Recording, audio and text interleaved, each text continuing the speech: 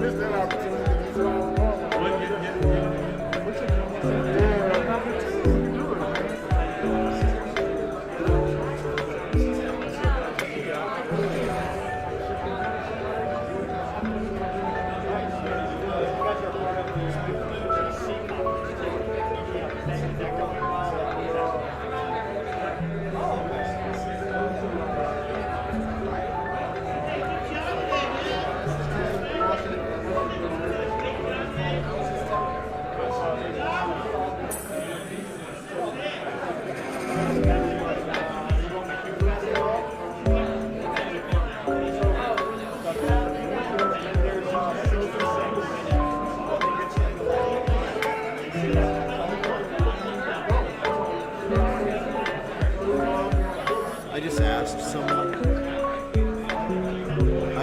Someone the single most interesting question I've ever asked anyone in my life. What's that, Zach? Where's that robot that gives me Pepsi? You know the thing that's floating around? Yeah. I'm looking for it, but Chloe. I never thought I would ask that question. Chloe. Where's the... Hey, it's 2021, bro. Right, dude, absolutely. This is the future.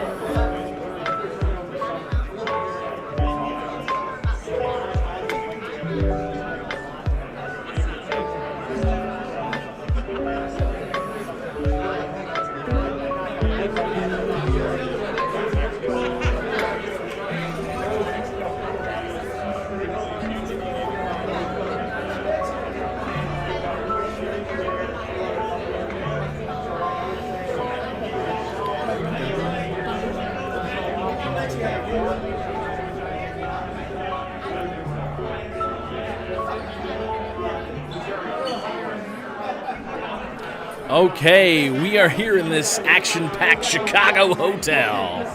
I am Bubba Gaddard, Executive Director of Varsity Esports Foundation, Esports Ambassador for D&H Distributing and the Collegiate Sports Manager Group, CSMG.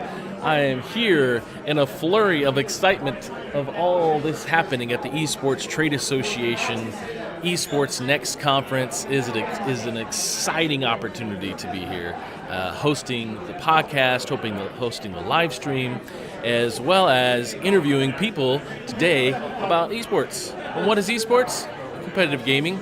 Do you even know how much money is involved in esports and gaming? Well, gaming worldwide is about a $180 billion industry. And then esports, as we know, there are two schools of thought, I should say, between the amount of money that esports brings in. There's the $2 billion idea that esports globally has that around sponsorship and gaming and tournaments, but then there's also about a $24-25 billion school of thought that esports brings in. But gaming overall there's more money involved in video games across the world. And now video games, I should say, half of the $180 billion is actually mobile across the globe. And there's more money being spent on gaming across the world than there is with movies and music combined. Now, if you want to find out more information like this, I'm going to take you to a really cool website. I'm going to type it in here. It's called the Varsity Esports Foundation.org. I'm going to show that to you right here real quick. Let's go ahead and pull that up. No? But you can see what's going on here. Let's check out this page right here. Hopefully, I will get it to you. But we're just going to take a look at the Varsity Esports Foundation and our research page. So, what I want to know is all the folks that are out there. I definitely want you to come in, check out the incredible things happening at the Esports Trade Association. But as we move over here, I'm going to show you some cool stuff. So first off, if you go to Esports in Schools and Research, I definitely want you to check this out. All this sort of good information. We're going to have some people on the podcast here soon. Make sure for the Esports Trade Association, right now it is 11 o'clock, 11:10 Central.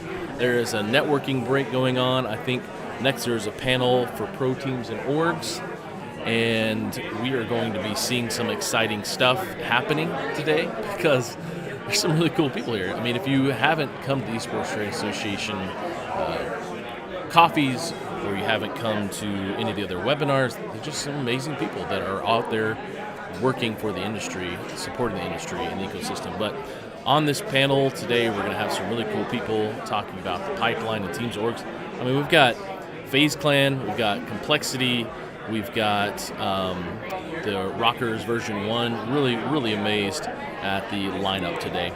We'll have a networking lunch where some people will come on the show. There's a really cool Game Changer award announcement later and a conversation about it, as well as the elevator pitch competition. This is just an exciting time to be a part of esports, especially this elevator pitch competition. All these really helpful business leaders out there in leadership who are helping out the industry.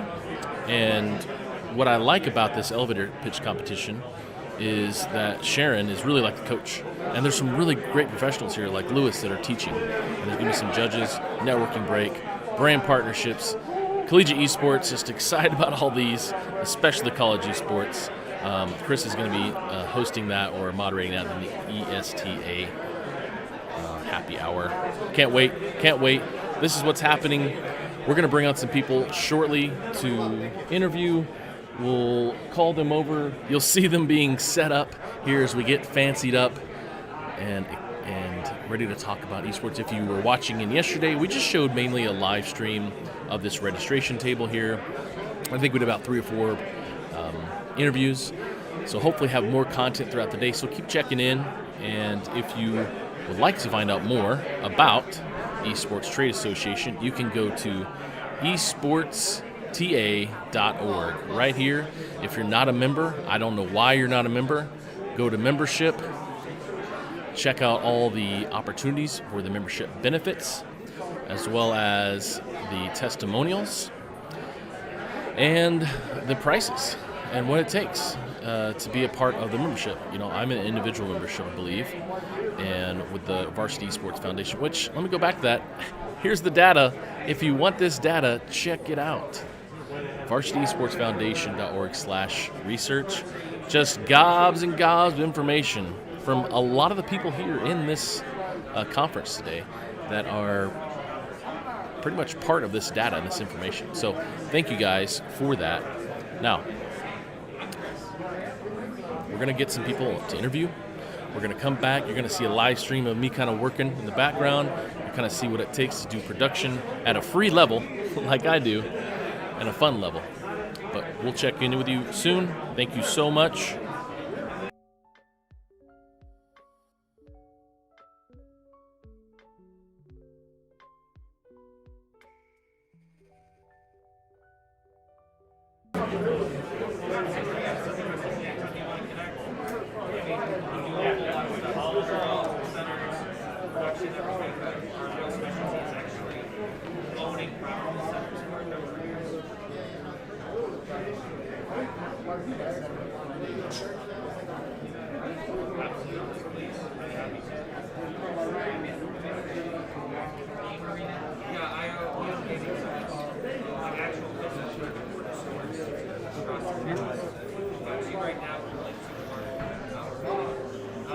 Columbus, Cincinnati, St. Louis, and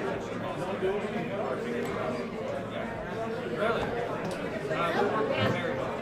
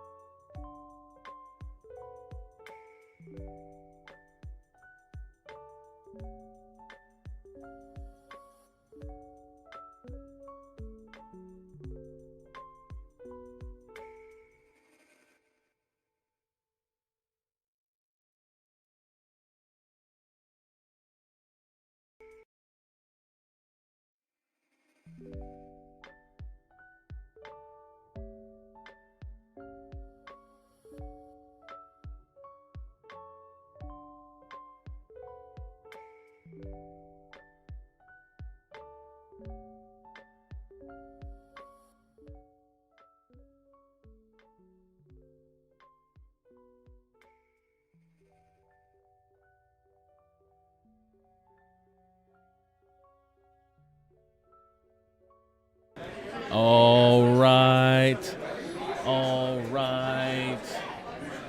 Let's do this. I'm excited.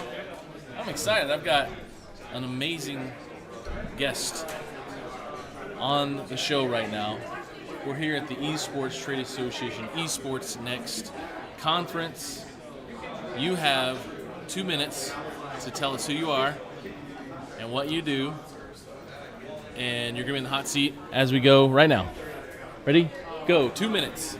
Okay, Josh Otero. I am the CEO and co-founder of NutriGamer.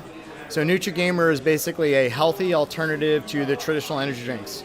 Think of Red Bull, we're the opposite. So started studying, esport athletes a few years ago. My co-founder is a sports scientist and really saw this need that gamers and esport athletes were drinking these energy drinks and it was causing all sorts of negative side effects. Calls me up and he says, "Hey Josh, let's start this company really to help focus on esport athletes and gamers and give them healthy alternatives that's specifically designed for them versus your regular energy drinks that are trying to get you all jacked up. We're trying to help you with the focus and concentration."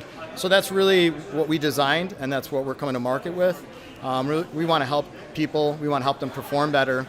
The other thing that I do and that I'm very happy to announce is, I'm the founder and chairman of the Warrior Gamer Foundation. The Warrior Gamer Foundation really brings together two communities, the active duty and the vets, together with the gamers. And we engage in meaningful interactive play. So what that does is that teach leadership, coping, that gives vets a purpose, that teaches them. And gamers, they don't have the traditional path that a regular athlete has. So by teaching them these skills that they may be missing, we're able to provide them that leadership skill to be able to cope better, to play in game better, and to elevate their overall performance. Recently we just did an event where it's a Rocket League tournament in Denver, Colorado, where we had all the sports, the military branches compete in a Rocket League. Oh, yeah? First ever military esports tournament where all the branches, including Space Force and Coast Guard, were there. So this was, an Army won, but this is just year one. So, we're excited to really help people and bring them healthy nutrition products and bring communities and build communities together. Under 2 minutes. Amazing. Wow, Josh. So the last part there, Space Force. Please tell me their jerseys look really cool. Like something like Star Trek-y, please. They did look a little Star Trek-y, and they had their little logo on their arms, way. the Space Force logo, and then their emblem. So yeah, Space Force was actually, they were trying to recruit my future daughter, stepdaughter. So they were like, "Oh, you got to come and join us. It's really fun." But yeah, Space Force is pretty cool, and they actually did pretty well. I think they got third place. The Coast Guard got second. Mm-hmm. So Did the Army just win? Army blew it out. Yeah, of course they did. They destroyed it. And there's an Army team and Army National Guard group. Because I've been working with Army National Guard, but then there's Army Esports. Am I right? Yes, Okay. totally different. And are the Marines playing esports? The Marines are playing esports, and they're starting to. Michael Maggietti is running their team now, and Ian Mills is going to be taking over in January, and they're building their program nicely. Now, when they play characters in game, do they mostly pick like a tank? And I don't know, like if all the branches of service, United States, played Overwatch. I mean, how is there 6 branches? Am I wrong? Yeah. If we also include like Space National Force, Guard? Coast Guard. We don't have National Guard. Okay. So let's say a different service played Overwatch. Would the Marines pick a tank, or who would pick a healer? I mean, like, give me an idea. If you could run through Overwatch, and I don't know all the character names, but what would each branch typically pick if they all had their way that kind of lined up with their service? What do you think? Well, I would think the Marines would pick probably a tank or something like that. The Army would do the Warrior. Coast Guard would do something. Those guys are fun, so they would do something fun that had to do with the water. I don't know what we'd have to figure something out for them. And then Space Force, that would obviously be a rocket or something like that. And then The Navy would pick somebody that flies. Navy would pick probably submarine. submarine. Then the Air Force would do some sort of fighter jet. Right. We'd create a character. We would have fun with it though. The most I know about Marines, or I I guess military is just from watching A Few Good Men. So that's how ignorant I am to the service. Other than what you guys are doing and what many esports organizations and brands that are working in gaming are doing with the military service. So thank you for that. Are you our previous? No, just a big service? supporter and fan of them. So I want to make sure. So, okay, so Josh, NutriGamer. I've known you for a little over a year, and you are going to be speaking today in about. I just spoke. Oh wait, that's right. It just happened. You just spoke about mental health. So give me a short recap of what we're trying to accomplish in the esports industry with mental health. So, bullying, cyberbullying is a big deal in the gaming and esports space. And one of the traditional sports teach how to win, they teach you how to lose, and there's a clear delineation of path. So if you're playing Pop Warner, there's a path to the NFL. Well, with esports, there's not a real path. So they're not taught these skills that you might learn playing soccer or football or lacrosse or rugby, right? So what we're trying to do is teach those skills that are missing. How do you cope with the loss? If we have a strong player, both mentally and physically, they're pretty much not going to bully. But if you have a weak player who's not confident and they lose, they're going to start talking trash, right? So if we could help build stronger, both mentally and physically, players, that's going to eliminate or help at least reduce the cases of bullying. So by teaching them not only the traditional skill sets like how to cope, but leadership skills. And then we're also going to the next level and teaching them, okay, you need to breathe. How do you you're in a situation where you're playing for a win or you're trying to get a kill or whatever the game is that you're playing, a goal for Rocket League. Well, how do you relax yourself to be able to go in the zone? So teaching them how to get into the zone. Breathing. It's like a flow theory? Flow, using flow, challenge? exactly. Okay. Yep. So basically, how do we get ourselves into flow, and then how do we stay in that flow during game? So what have you seen? What has been the most successful attempt at being a healthy gamer? What have you seen out there? What would be an everyday routine that can really be the best example of what you should do as a gamer at any age? What's a normal, typical day routine that would prove to be a really good, healthy day? So I equate a traditional athlete with an esport athlete. So there's no differentiation in my mind, right? If you look at the mental, cognitive level that an esport athlete is playing, it's the same as a football player or a track and field athlete. So when I'm prescribing like what to do, it would be the same for either, right? So sleep is obviously important. And one of the things in gaming, especially if we're doing international, is our times are all screwed up. So, trying to get as close as you can to that 8 hours of sleep, but if not, trying to take, short naps during the day to help improve that. Because I know if we're playing at a competitive level, we may not be able to get 8 hours because we got to play at 2 o'clock in the morning because we're playing against Korea or something like that. So, how do we optimize our sleep? Next is hydration. Are we drinking enough water, right? Because whether you're, if you're a track and field person, you're going to pull in a hamstring if you're not properly hydrated. So that's taking the electrolytes and drinking enough water. And then it's, okay, are we breathing properly? So during play, how are we breathing? And then are we practicing any form of mindfulness or meditation? And how are we dealing with everything that we have going on? Everybody has different stressors. We have, our girlfriends or boyfriends just broke up with us. Our parents are yelling at us. Our, whoever. So it's how are we coping and dealing with that? And then it's, okay, what are we eating? What are we putting in our body? Because I've seen firsthand, esport athletes grabbing a high sugar energy drink, 2 or 3 a day. Well, you could do that for a short while. You start doing that for long periods of time, that's going to start to degrade the body, causing, you can't focus. And if you look at high-level athletes, they don't do that. Yeah, right. They may be having something on the camera that has, this is a XYZ drink. By? Yeah, sponsored by, but in that actual drink, I promise you it's not whatever drink you think it is. So that's a big deal. What's a better option? What's an alternative, Josh, for those high fructose, high sugary drinks? NutriGamer. So we'll be, we're hopefully going to be launching, we'll have a soft launch in October, But we created that for the gamer, for that cognitive athlete, and we don't have any of that added sugars, artificial sweeteners that spike your blood insulin levels. So that's alternative. Right now, water, coffee, or tea, and don't add a bunch of stuff to your coffee. Just drink plain black coffee. But that's and then throw in some electrolytes in. There's different companies like that sell electrolytes, because if you're drinking water all day and you're not replenishing your electrolytes, like your sodium or your potassium, that's also going to have an effect on your performance, especially how you focus.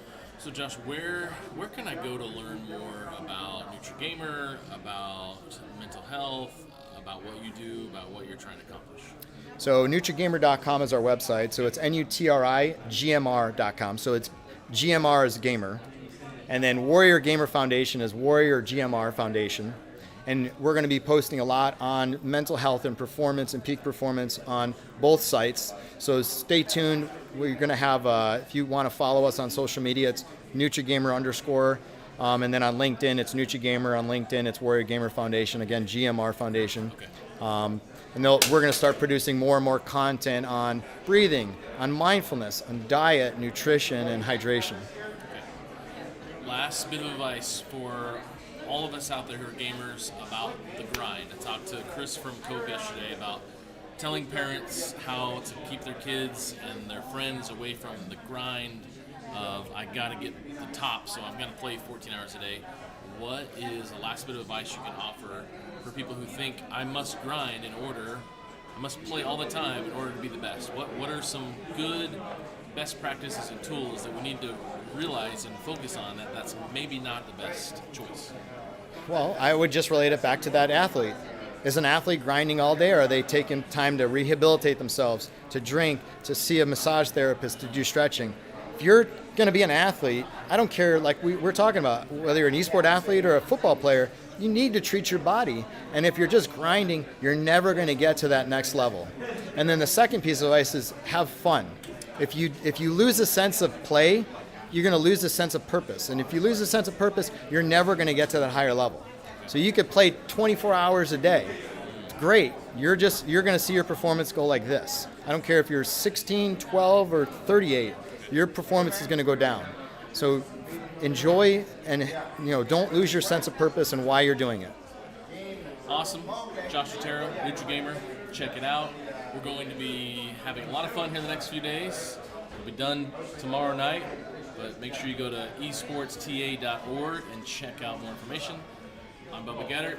See you guys later. Josh Otero. Check it out. See you guys. Bye.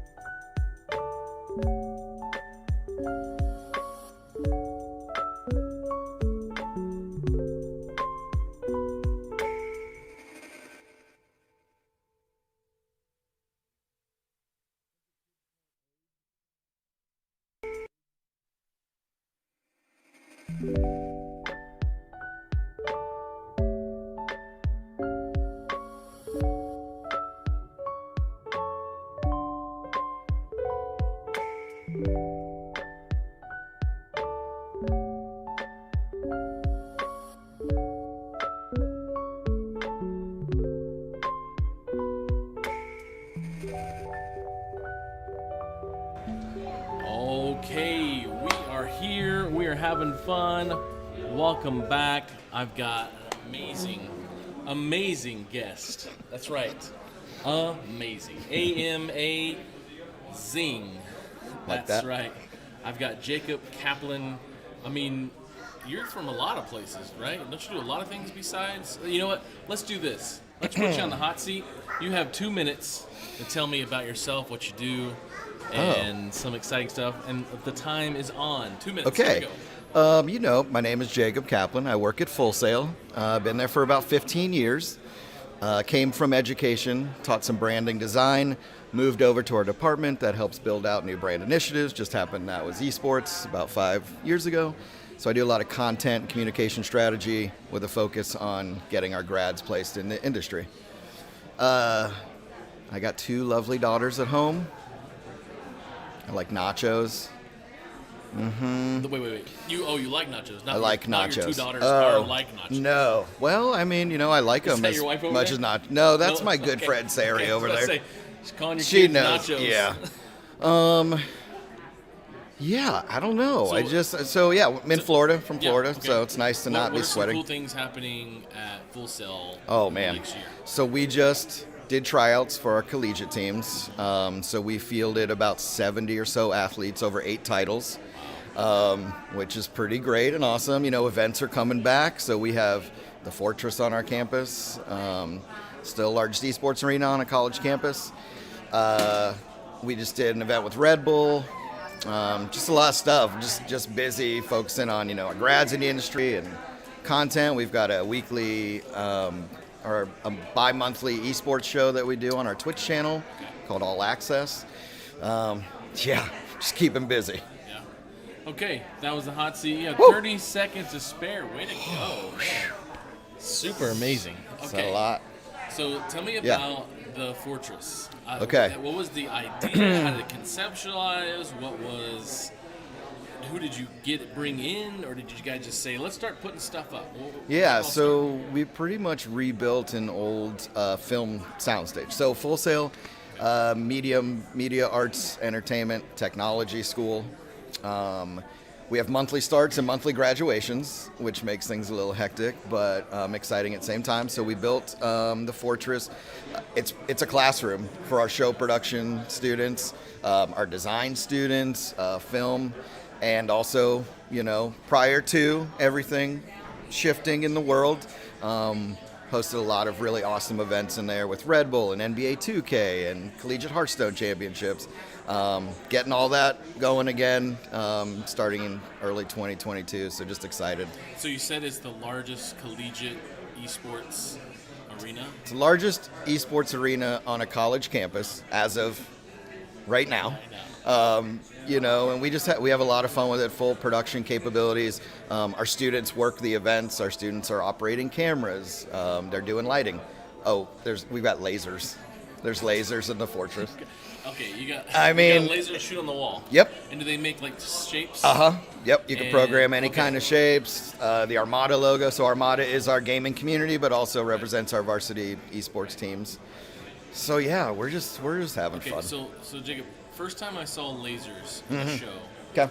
was at like Disney World in the Michael Jackson Captain EO. Captain. And it was 3D glasses. Yeah. Did you know what that is? Okay. I loved Captain EO. So 3D glasses, and it had laser show, and there was this orange little flying thing. Oh came yeah. at you. I don't know what that is. It was like a Furby of Yeah, sorts it or was like a something like Furby. that. Yeah, That's yeah. exactly- I know. It's so bummed when they got rid of that. They brought it back for a couple weeks and then it went away. But I actually still have a Captain EO sweatshirt. No My way. parents held on to. So I have talked about that experience a few times, but no one ever is like, oh yeah. Oh, sure, you had Bob. to.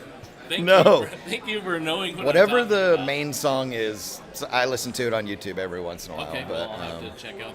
I'll have to call YouTube and have them. come Yeah, out yeah. And, let me watch a video. or yeah. something. Okay. Okay, so Full Sail. Yes. There's some really amazing stuff going on. You got Yeah. the Fortress. What are some degree options or areas of focus for students at Full Sail, or prospective students wanting to come? Okay. What do we need to know about the availability of esports and degrees and education? So what we found is a lot of our degree programs touch certain parts of the industry. I taught in a degree program called Digital Arts and Design, so taught a lot of branding. Obviously, there's a huge branding component. I also taught in a program called Media Communications that was a lot of like marketing and social media. We have game development, game design, of course, the show production and touring. My good friend Sari that's over there likes to talk about how esports is it's the next revolution of entertainment industry, and so we're able to plug a lot of the students that are learning how to operate cameras, and they're doing OBS and they're observing and different things like that. So we're, in the process, there's some programs coming down the line that will be esports focused, but what we're finding right now is so many of those programs are already touching on certain aspects. So that's been helpful for me when trying to place a lot of these grads in the industry. I have heard a lot of that recently about. I've seen there's probably 100 schools right now that have esport designated certificate minors and stuff. There's some out there who are doing it well, some who are just slapping E on things.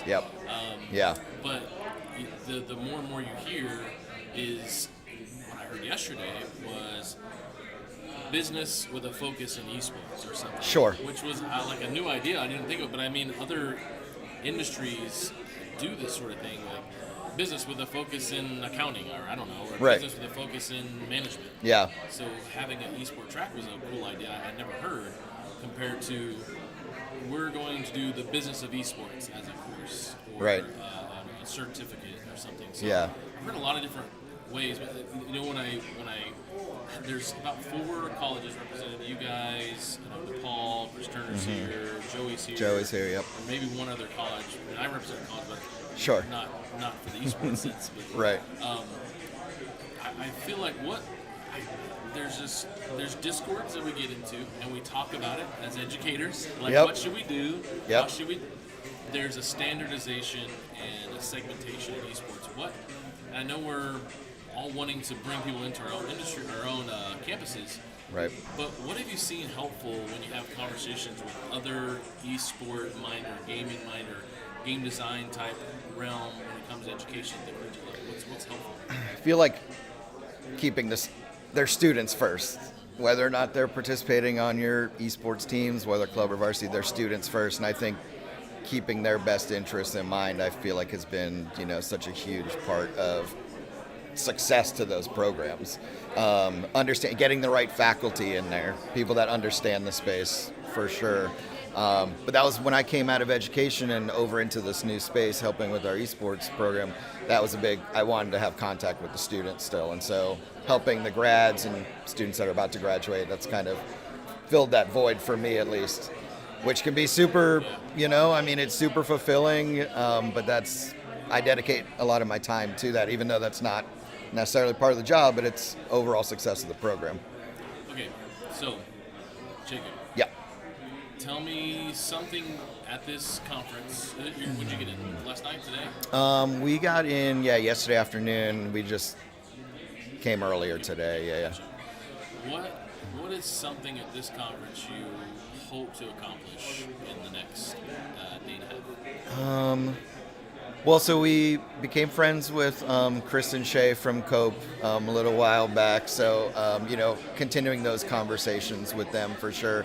Full Sail, we just want to be a knowledge source for folks. We are very fortunate that we had complete and total buy-in from our administration, because gaming has been part of our culture for 40 years or whatever, Like Full Sail could have been the most easiest out of any college. Right. And so, we have UCF like a couple miles from us, that's where I went to school, graduated from there. They're completely student-led, their program, because of how big the school is and how successful their traditional sports programs are. So kind of in just being a source of just knowledge and that resource, and just letting people know, like, the space is still so new. We're all in it together. I think just events like this gets people to come together, and collegiate is going to have a huge impact on the entire esports industry coming up. And so what people like COPE are doing is making our lives easier when the parents understand what's happening and the students understand, and then they get to us and they're more professional maybe than they had originally been. and then we're able to put these folks back out into industry, and just it's kind of a cycle that just keeps going. Yeah. Jacob Kaplan, Full Sail University. He is here at the Esports Trade Association Conference. You need to go check out FullSailArmada.gg. Okay. That'll get you to all of our all of our teams, and then you'll be able to link out to the rest of the school and stuff. But Full Sail Armada across all socials and stuff like that. FullSailArmada.gg. Check it out. Check it out. Okay. Thank you so much. Thank See you. Guys. Take it easy.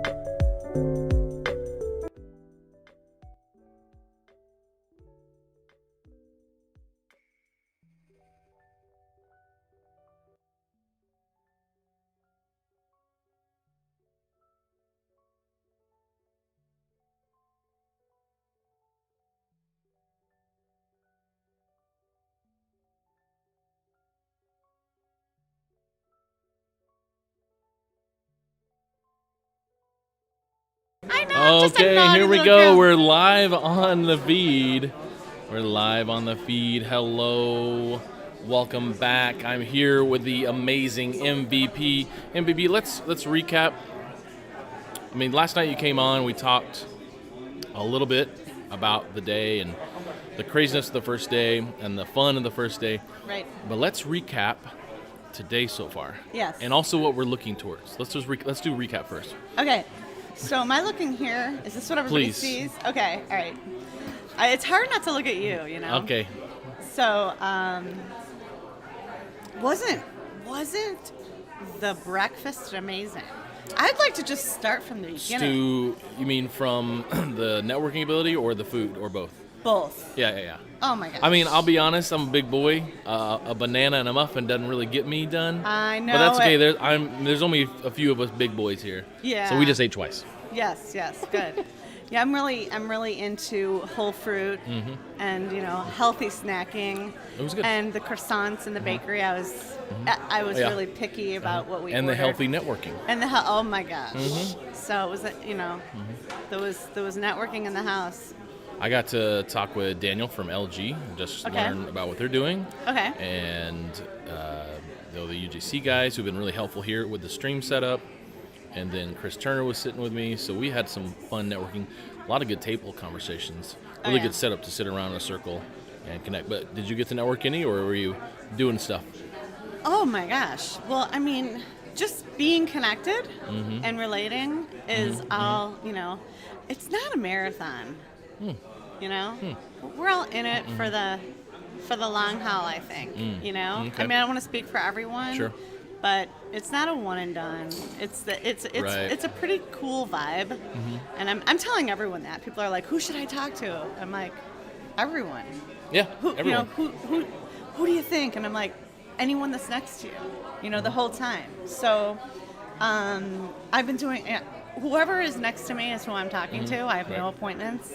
I have nothing True. scheduled. Okay. So So then, after the breakfast, what were some other things that happened this morning? Panels or discussions? So, oh my gosh, let's see. Wayne Gill opened up and, did an incredible blessing Yeah. on the event. I like that touch. I That was did a good too. touch. I thought- I think you had something to do with invocation idea. Am I wrong? Well, I just never think it hurts, to lead with faith, and I do personally, but we certainly want to be sensitive to others. Sure. So we, we kept it off of the agenda, but wanted to bless the venue and everyone coming. You are a nonprofit. You are allowed, and you are able. And it was really nice. It was, Pastor Wayne Gill is amazing, and we're in a pandemic. We want to bless everyone that's walking through this door. Yeah. We, breakfast had an extra component of health on it, and we care. We want to keep everyone hydrated and healthy, and body, mind, and spirit. Yeah, and we need it. We need the energy. It's a long day. Yes. There's a lot of fun stuff going on, and a good ending to the day, I know. But after we had 2 panels this morning, correct? Right. I mean, I obviously love the first one and the second my one, but the first one, gosh. we had some really good women in esports, women in gaming panel, which I just had Joni on my show last week. We were talking about all the same stuff, but you had some amazing people. April is amazing, first of all, of course. I know. I mean, she really brings it. She never disappoints. I mean, she's a pillar of our community here in Chicago, April Welch, with IIT. It's just great to have her put that panel together. Yeah. With the committee and the chairs, of course. But she's doing some great work, and I couldn't be more proud. I mean, the panelists were solid. She did a great job. Yeah. And she opened the conference with "Thank you for letting the women in esports lead us in to the next couple of days," and I thought that was nice. Yeah. I was talking with Harley yesterday, and I didn't realize, and maybe she doesn't want this saying, but she is not over 21. I know. She is not. I know. She just graduated high school Isn't she amazing? this last spring. She's like a prodigy. Yeah, she's obviously a a military brat Yeah. following around, but I didn't expect that little package to be that young as well as that knowledge. First of all, she dresses pretty cool, and then she's super knowledgeable, and then after thinking she's been doing this for 15 years, she also is 18. So Right. I know. Pretty incredible. All dressed up. Yesterday I saw her in a suit. You know, you would have thought she's Yeah. Suit and tin shoes, the way to go. Yeah, she's an enterprising young lady. So when I think about Harley, I think about what we had the women's panel, is she was saying, and maybe we touched a little bit on the women's panel, but like we just want to be gamers and not just we're the women or we're this race or we're this tournament of women or whatever. Yeah. It's important to call out the difference, or call out the diversity, but also not harp on it to where it's the focal point. That's what I hear. You know, I thought Lewis Johnson had it right this morning, just talking about not, do we have, an African American, or do we have a woman, or do we have this, or do we have that? We're being that. Just being what we can, in including everyone, not talking about it, like doing. Yeah. And just, it's simple. Yeah. Now, there's a live stream happening in there. Where are people watching that right now? They're watching it from home. But what platform are they? Maestro. And so that's if you got a virtual ticket or something? That's right. Okay. Well, we didn't sell virtual tickets. Okay. You could buy a ticket. Gotcha. But because of the pandemic, we just thought that we would offer for people that couldn't make it for whatever reason, that we would offer that. Yeah. And you had a panelist on the women's that was virtual. Exactly. From wherever she was. I can't remember the city she's in. Yeah. So after the women's panel, we had a mental health panel. Josh Otero, I just had him on the show a minute ago, talked to him about mental health and physical health. What were some takeaways in that one, do you think? Yeah, so I think the panel went really well. I know it went over, as it should. Dr. John is amazing. And, mental health is so important, especially now. It's not like all of a sudden, but we have all survived something so severe and traumatic. Yeah. And there is, post-traumatic stress disorder is real. And, people do seek shelter in gaming and play, and we never want to underestimate that. So it was an excellent panel. All of our panels will be available for members, and we might even do some post-conference. We have some interest from, we have a lot of global interest in what we're doing here this week. Oh, okay. So we're very likely going to be streaming our panels through the year. Okay, like recaps of the panels. Exactly. Why not? Yeah, Exactly. they're good panels. There's a lot of interest. A lot of really just, even from Lewis and him saying, if you want to be a presenter, come talk to me. Like, yes, I'd love to sit down, you talk for an hour, I'll take notes. My biggest thing I want to get for you in the podcast, we get how to present, but researching is what I really want to get under my belt, is like understanding and finding, and how do you really go and stalk someone for the past 20 years so you can have little tidbits to talk about. I think that's something I need to work on when it comes to who doesn't? If you watch Lewis, he's the best of the best, right? And you can see he's really concentrated.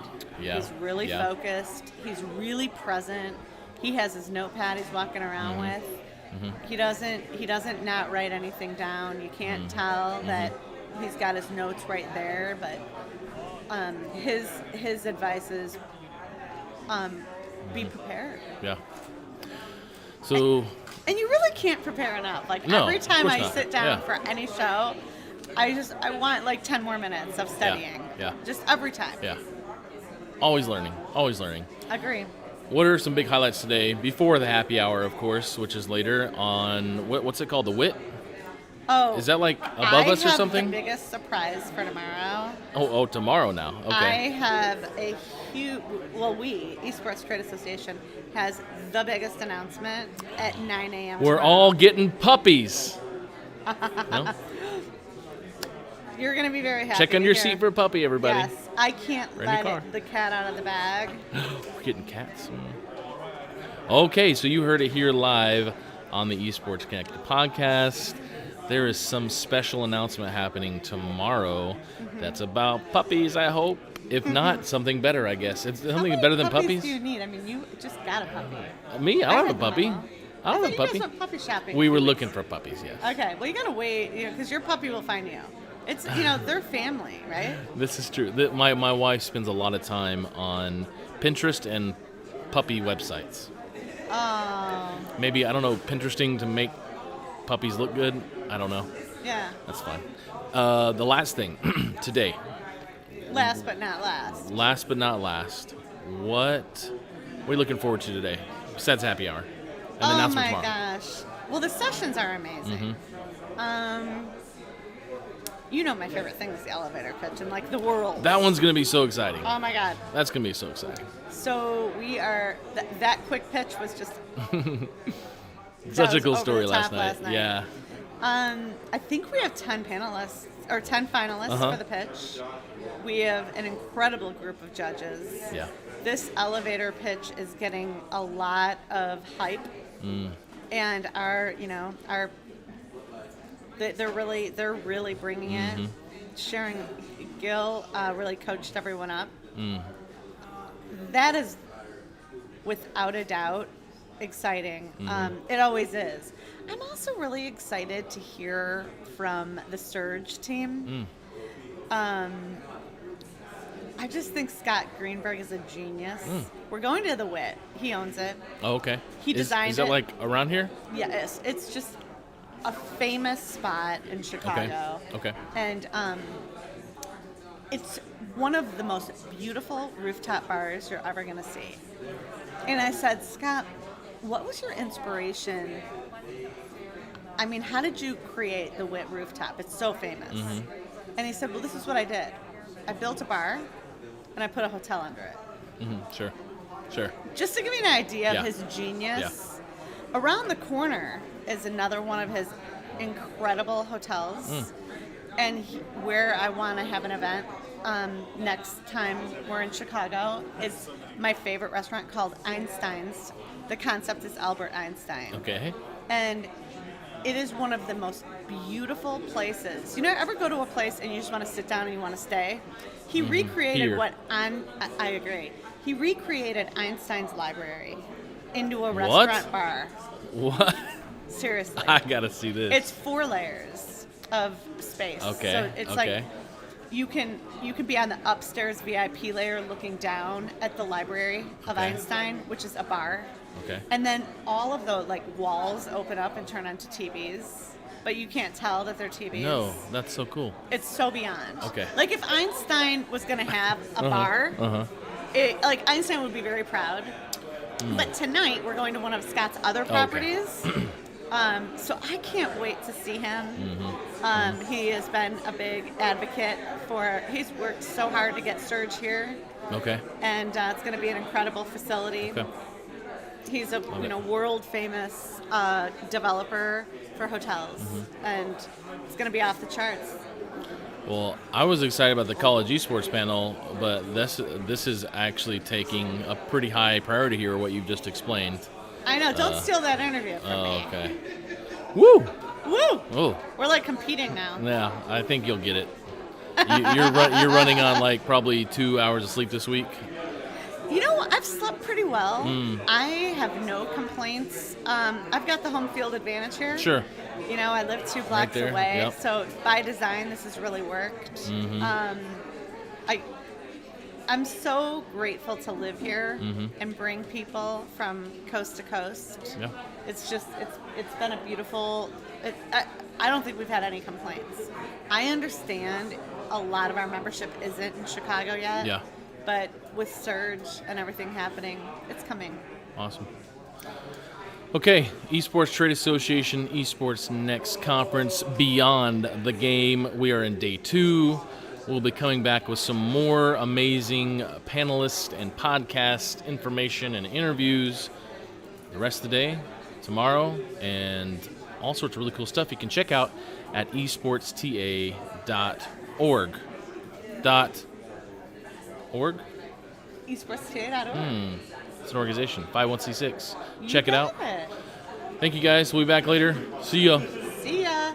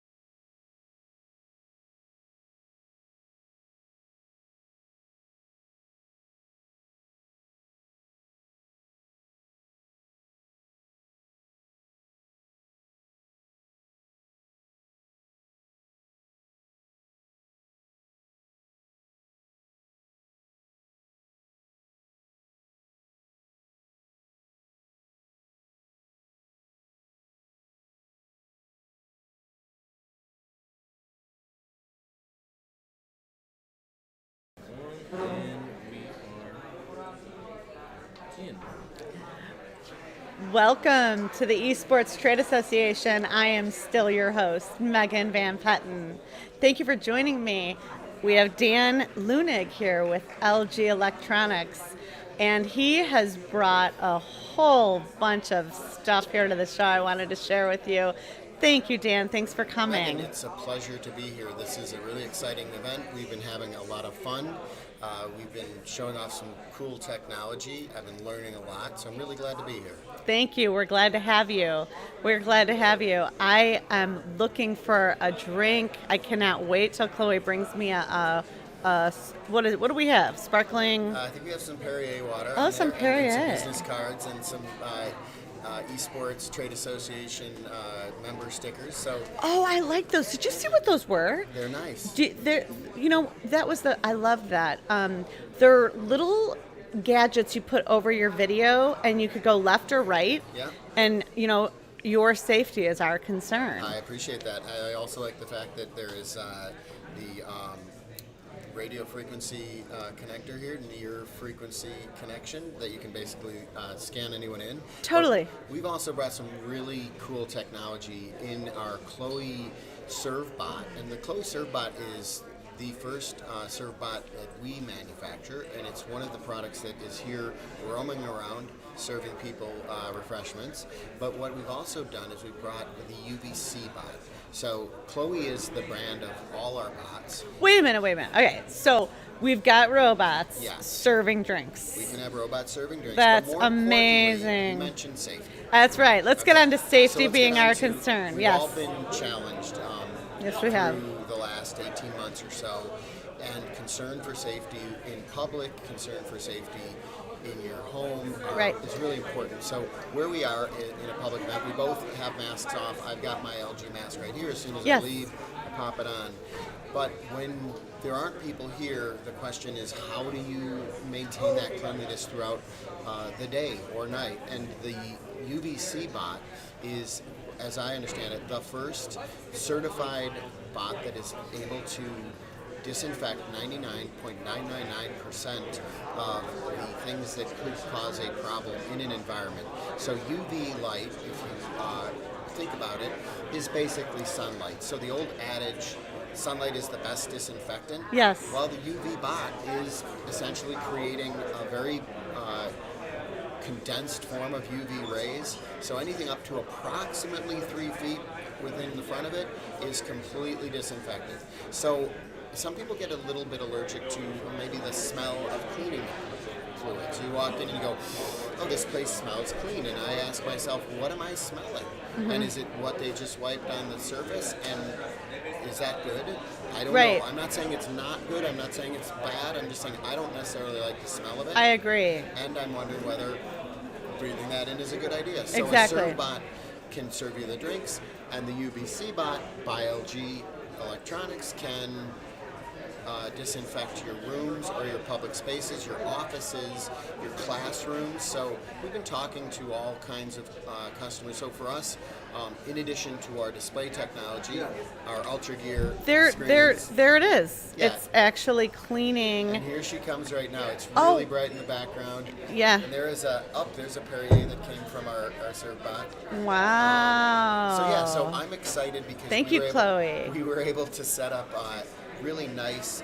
So you could kind of see in the background, just because people are watching right here and we're live, so people could see that it's, a very, I mean, it's, I don't think it's too bright. I love it. So it would never be on when you are in 17 feet of it, because within 17 feet of it, it is very high UV rays. Got it. So it just goes in and it's a true robot. So it knows the space. It will not run into a wall. It will not run into anything.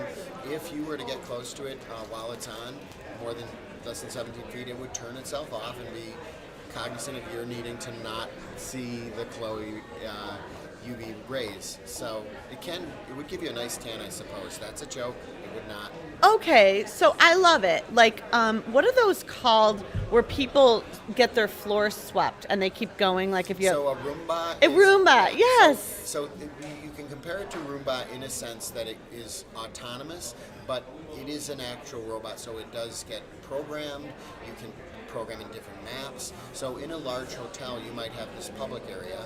You might have a set of rooms. So you can have different maps in there. So this is going to be a lot more future thinking. Like, how do you add places so that it can go in at night? It will run for up to 6 hours unattended, where it will go through and do what it needs to do. So that's what we've got, and you can see it in the background there. If there's the live inset, you can see that. It's harder to see, I think, our very large 79-inch display there, which is showcasing some technology that we also make for public spaces, which is digital signage, which is what we're known for.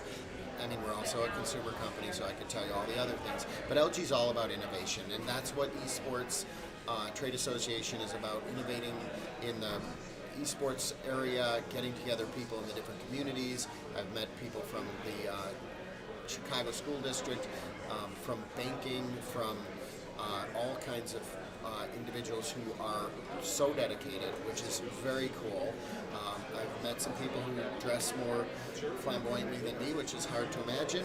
And I've met you, and I'm really grateful for you to have us here, and thankful for the opportunity to talk about the Chloe technology, Yes. which we have right now, the serve bot, which will be coming and available early next year, and the UVC bot, which will actually be delivering to customers, and it'll be disinfecting places in the United States starting in October timeframe. And you can expect to never see one of them at work because they work by themselves, but you can know that if it says cleaned by Chloe, it's 99.99% disinfected without a bunch of So this is chemicals. genius. I go to, let's just say, a stadium, Yeah. and I know that if it's cleaned by Chloe, it is disinfected. Period. So we would probably have Chloe in the areas where you would hang out, because you hang out with the VIPs in the suites area. In the bigger portions of it where it's open to the weather, they would probably not have to worry about it because Sure. sunlight. What about the indoor stadiums? It could be used there. It's depending on where it needs to be. The bottom line is it's probably more apropos to be in a hotel. Or I see. Or in a extended care facility. So where you're people under treatment. Sure. So hospitals might be a possibility. In areas where you can run it without individuals around. late at night when they're just in their room. They come through, run its cycle. And Got it. So Dan, I mean, it's obviously genius.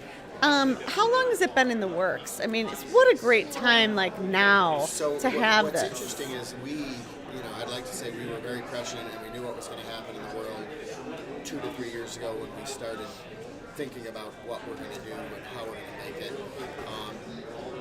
We've been thinking about robots, and LG has been doing a lot of technology. I'm not at liberty to talk about much of it, but I will say this: we're extremely innovative. We have some of the best innovative minds. We have innovation centers in various places in the United States, in Napa Valley and in Los Angeles, and we're opening one. You can see on our website, there's 5 throughout the world. So we bring in innovators, we talk to them about what the next iteration of technology looks like with batteries, engineers in automotive, so we're doing all of that. And this is what I'm going to say. I have worked with you guys over the past couple of weeks getting this, these couple of bots here. And more than the technology, which it speaks for itself, is just working with you guys. The ease, the hands-on, the being there. Every time I turn around, you guys are resupplying, Chloe with her water and her drinks. And I think, it's all about the experience. It's not like you guys just sent one robot technician, and he executed a floor map. I mean, I really appreciate the above and beyond and the service that came with it, because I just feel, oftentimes with technology or screens or AV, I have it and I'm like, oh my God, now what? I have all this, or I have this, I don't know. The fact that you guys are here, professional, and, just troubleshooting whatever could come up at any time. Not anything did. So as you know, technology always looks great when it's all set up. And Yes. The show looks fabulous and all this technology. But what goes into it is just hard work and It is. dedication and showing up and getting it done. When the screen's not showing, I start to have that really challenging feeling. And just to me, it's okay, what are we going to do next? What are we going to do next? And just getting it done. And it takes For a me, team, so having my it team, does. here and having your team, it's always going to be a team effort. We're overjoyed to be here. I've met a bunch of cool people. The Esports Next event, the fact that we're doing it live, is like, wow, it's a live event, and it's safe, and it's socially distanced where it needs to be, and it's masked, and a lot of people are vaccinated. Take the vaccine. That's my PSA. Thanks, Coach Dan. I know, and that's my persona. If you get on Twitch, you might find me there on a esports event. But really appreciate it again. Chloe in the works, showing up in October. We're happy to talk to anyone. I'm Dan Lunig. I'm with LG. I'm with Megan, MVP of the Esports Trade Association. Congratulations. Thank on you. Your success. Thank you. And the way esports are blowing up, figuratively speaking, and really exciting kids of all ages and teaching kids new things, really is the future of, I think, some education we haven't even conceived of. That's right. My parents might have told me don't grow up to play video games, Dan. There's nothing in it. The truth is there's a lot in it, and you can learn a lot, and we're going to help get that out there every day with you and the organization, and thank you. Well, we couldn't be happier to have you and showcase your innovative products, and what a delightful team. I've also been really present to the leadership that's come through here just to check on y'all and support you all, and how many days you're pre-set up. I mean, it's just been an absolute honor to work with LG. One of the things we like to do with our customers is have a high-touch environment and really bring as much technology as we can from our 2x2 video walls to our 98-inch product to our 86-inch, and make sure it all works. And just it's all about the screens, by the way. They might be LG, but the image on the screens is you and your tech and your vision, not our technology. Our technology should be in the background, looking great. That's so right. we look great, and that's what we try to do. So I appreciate the thanks. Right on. We hope we brought it. We'll continue to bring it, and we look forward to continuing to work with the Esports Trade Association, especially you, Megan. And right back at you, Appreciate Dan. it. Thank you. Thanks for having me, guys. Thank you, everyone.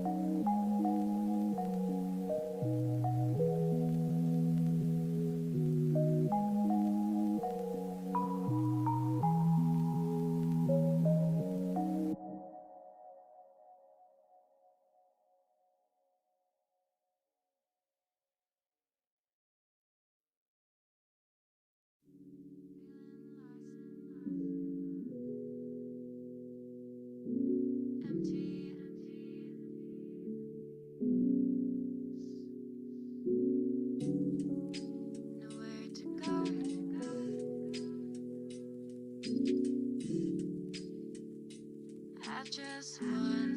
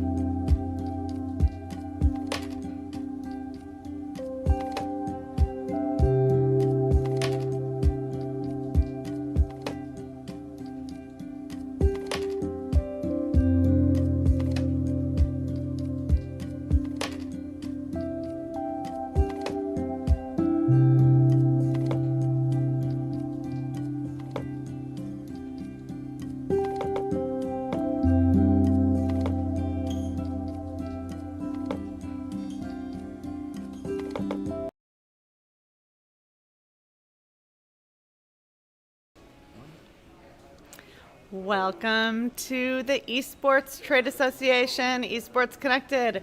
I am still your host, Megan Van Petten, and I am so excited. Here we are live from Esports Next Beyond the Game with Carol Bettencourt.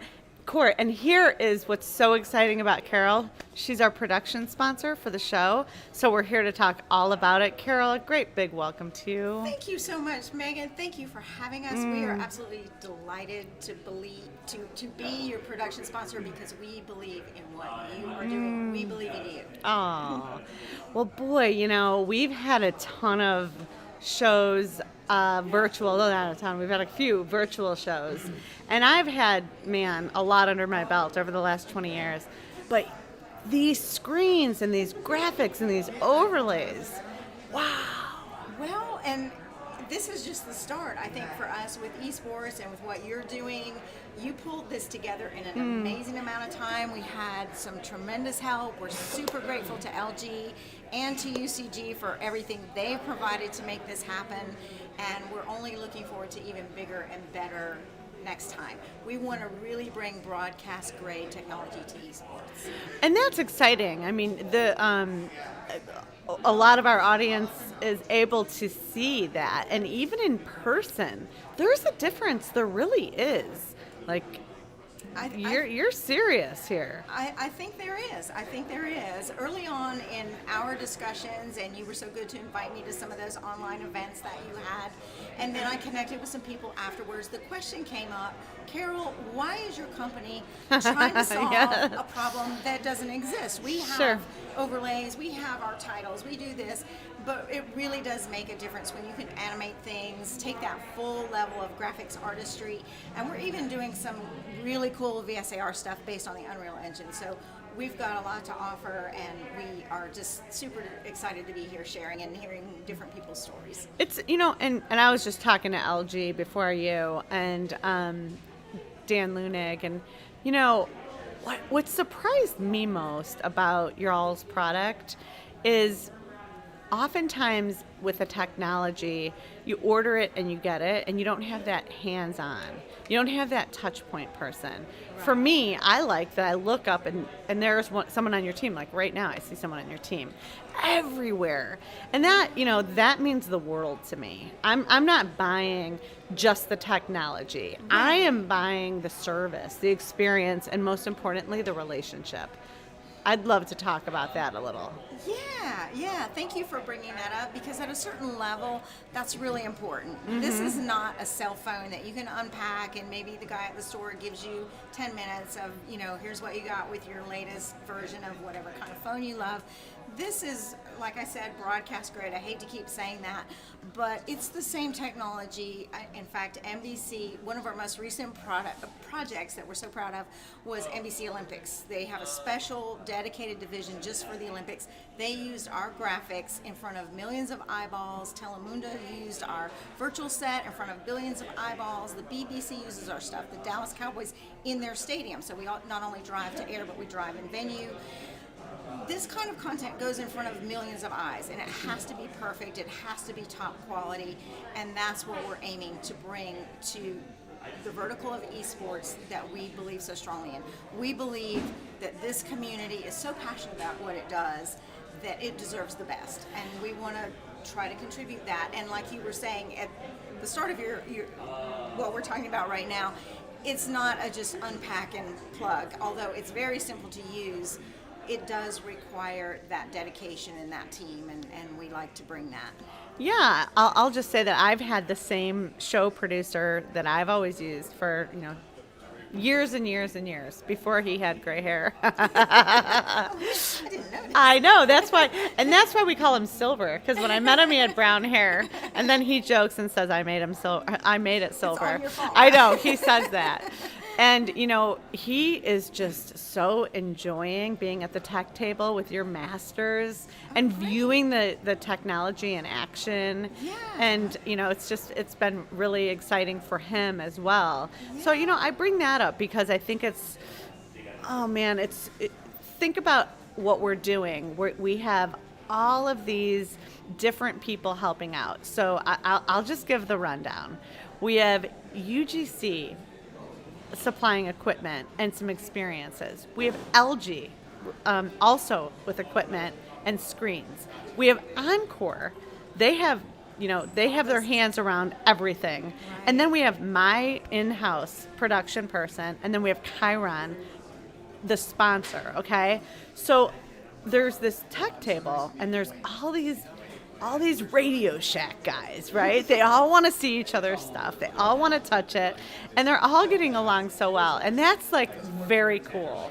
It's very cool to see everyone play, everyone come together, everyone collaborate. We had 27 people on our esports committee for the event, and what I even like more is that Carol sponsored the program and worked with the 26 volunteers, and that also takes something, you know? Yes, it does. I know.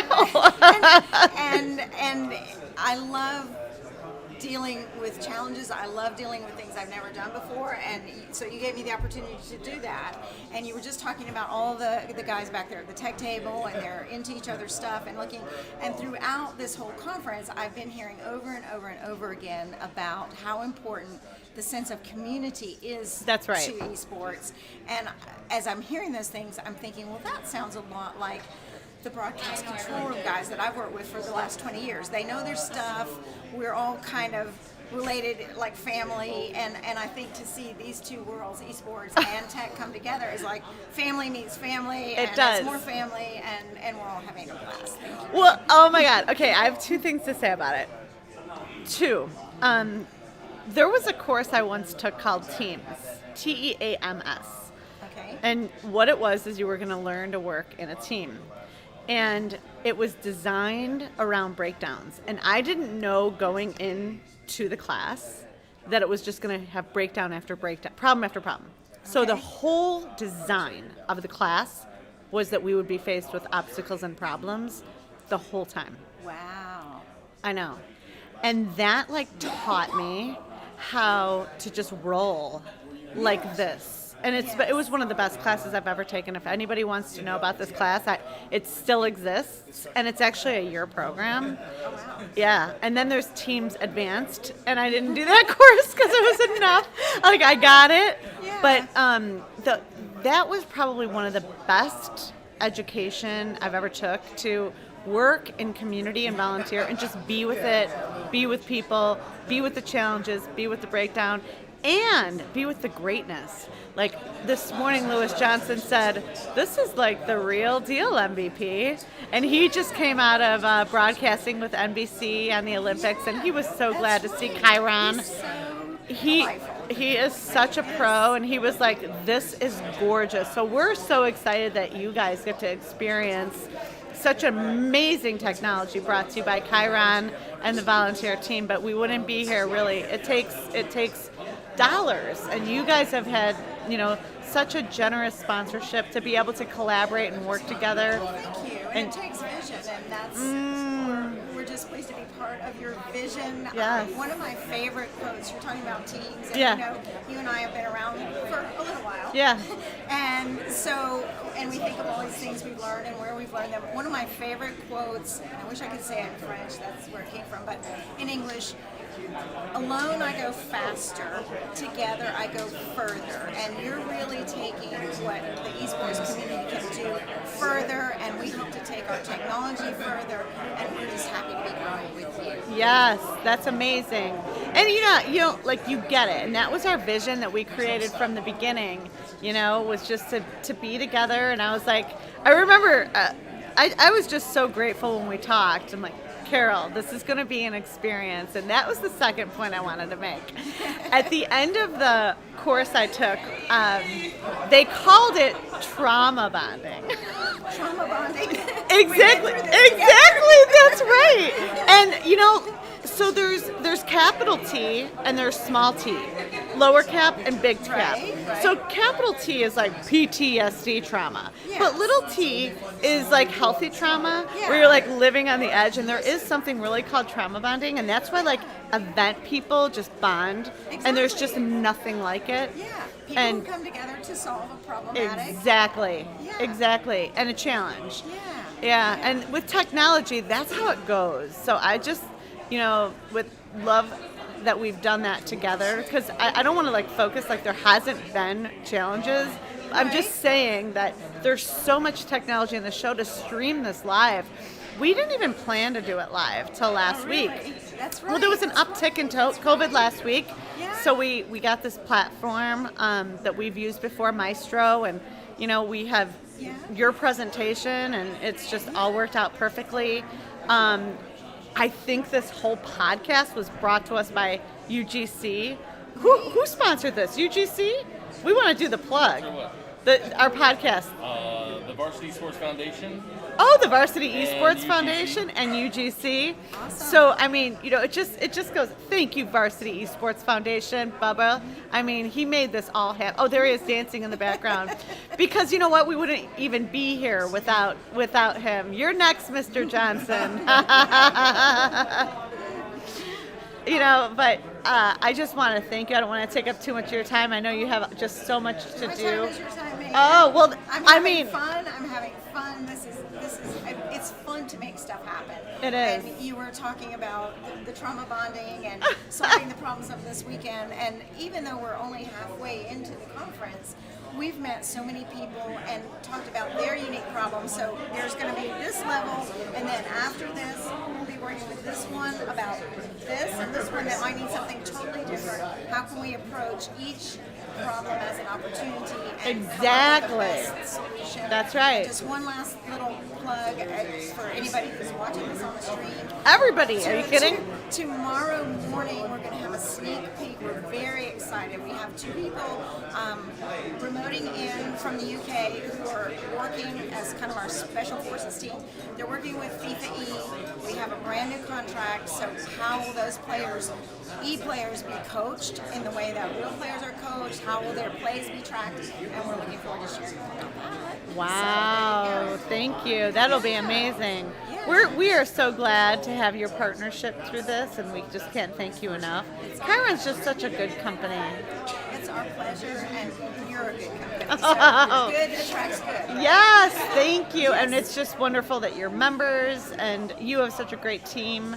I mean, even Fred. And Sean, they're both excited to be here. Yes, and Fred Andrew Vint. is Yes. working like crazy. How about his son Parker is a member too? Did you know that? I did know that, and I probably need to get my son signed up. So we'll just keep growing here. Yeah. We will. We'll keep growing. Yeah. Well, Great stuff. yeah, and I'm really pleased with everything. So thank you for everything that you've done. And It's my pleasure. Absolutely. All right. Thank you. You're very welcome. all right, well, enjoy Chiron's production, everyone. I am still your host, Megan Van Petten with Esports Connected. We'll see you next time.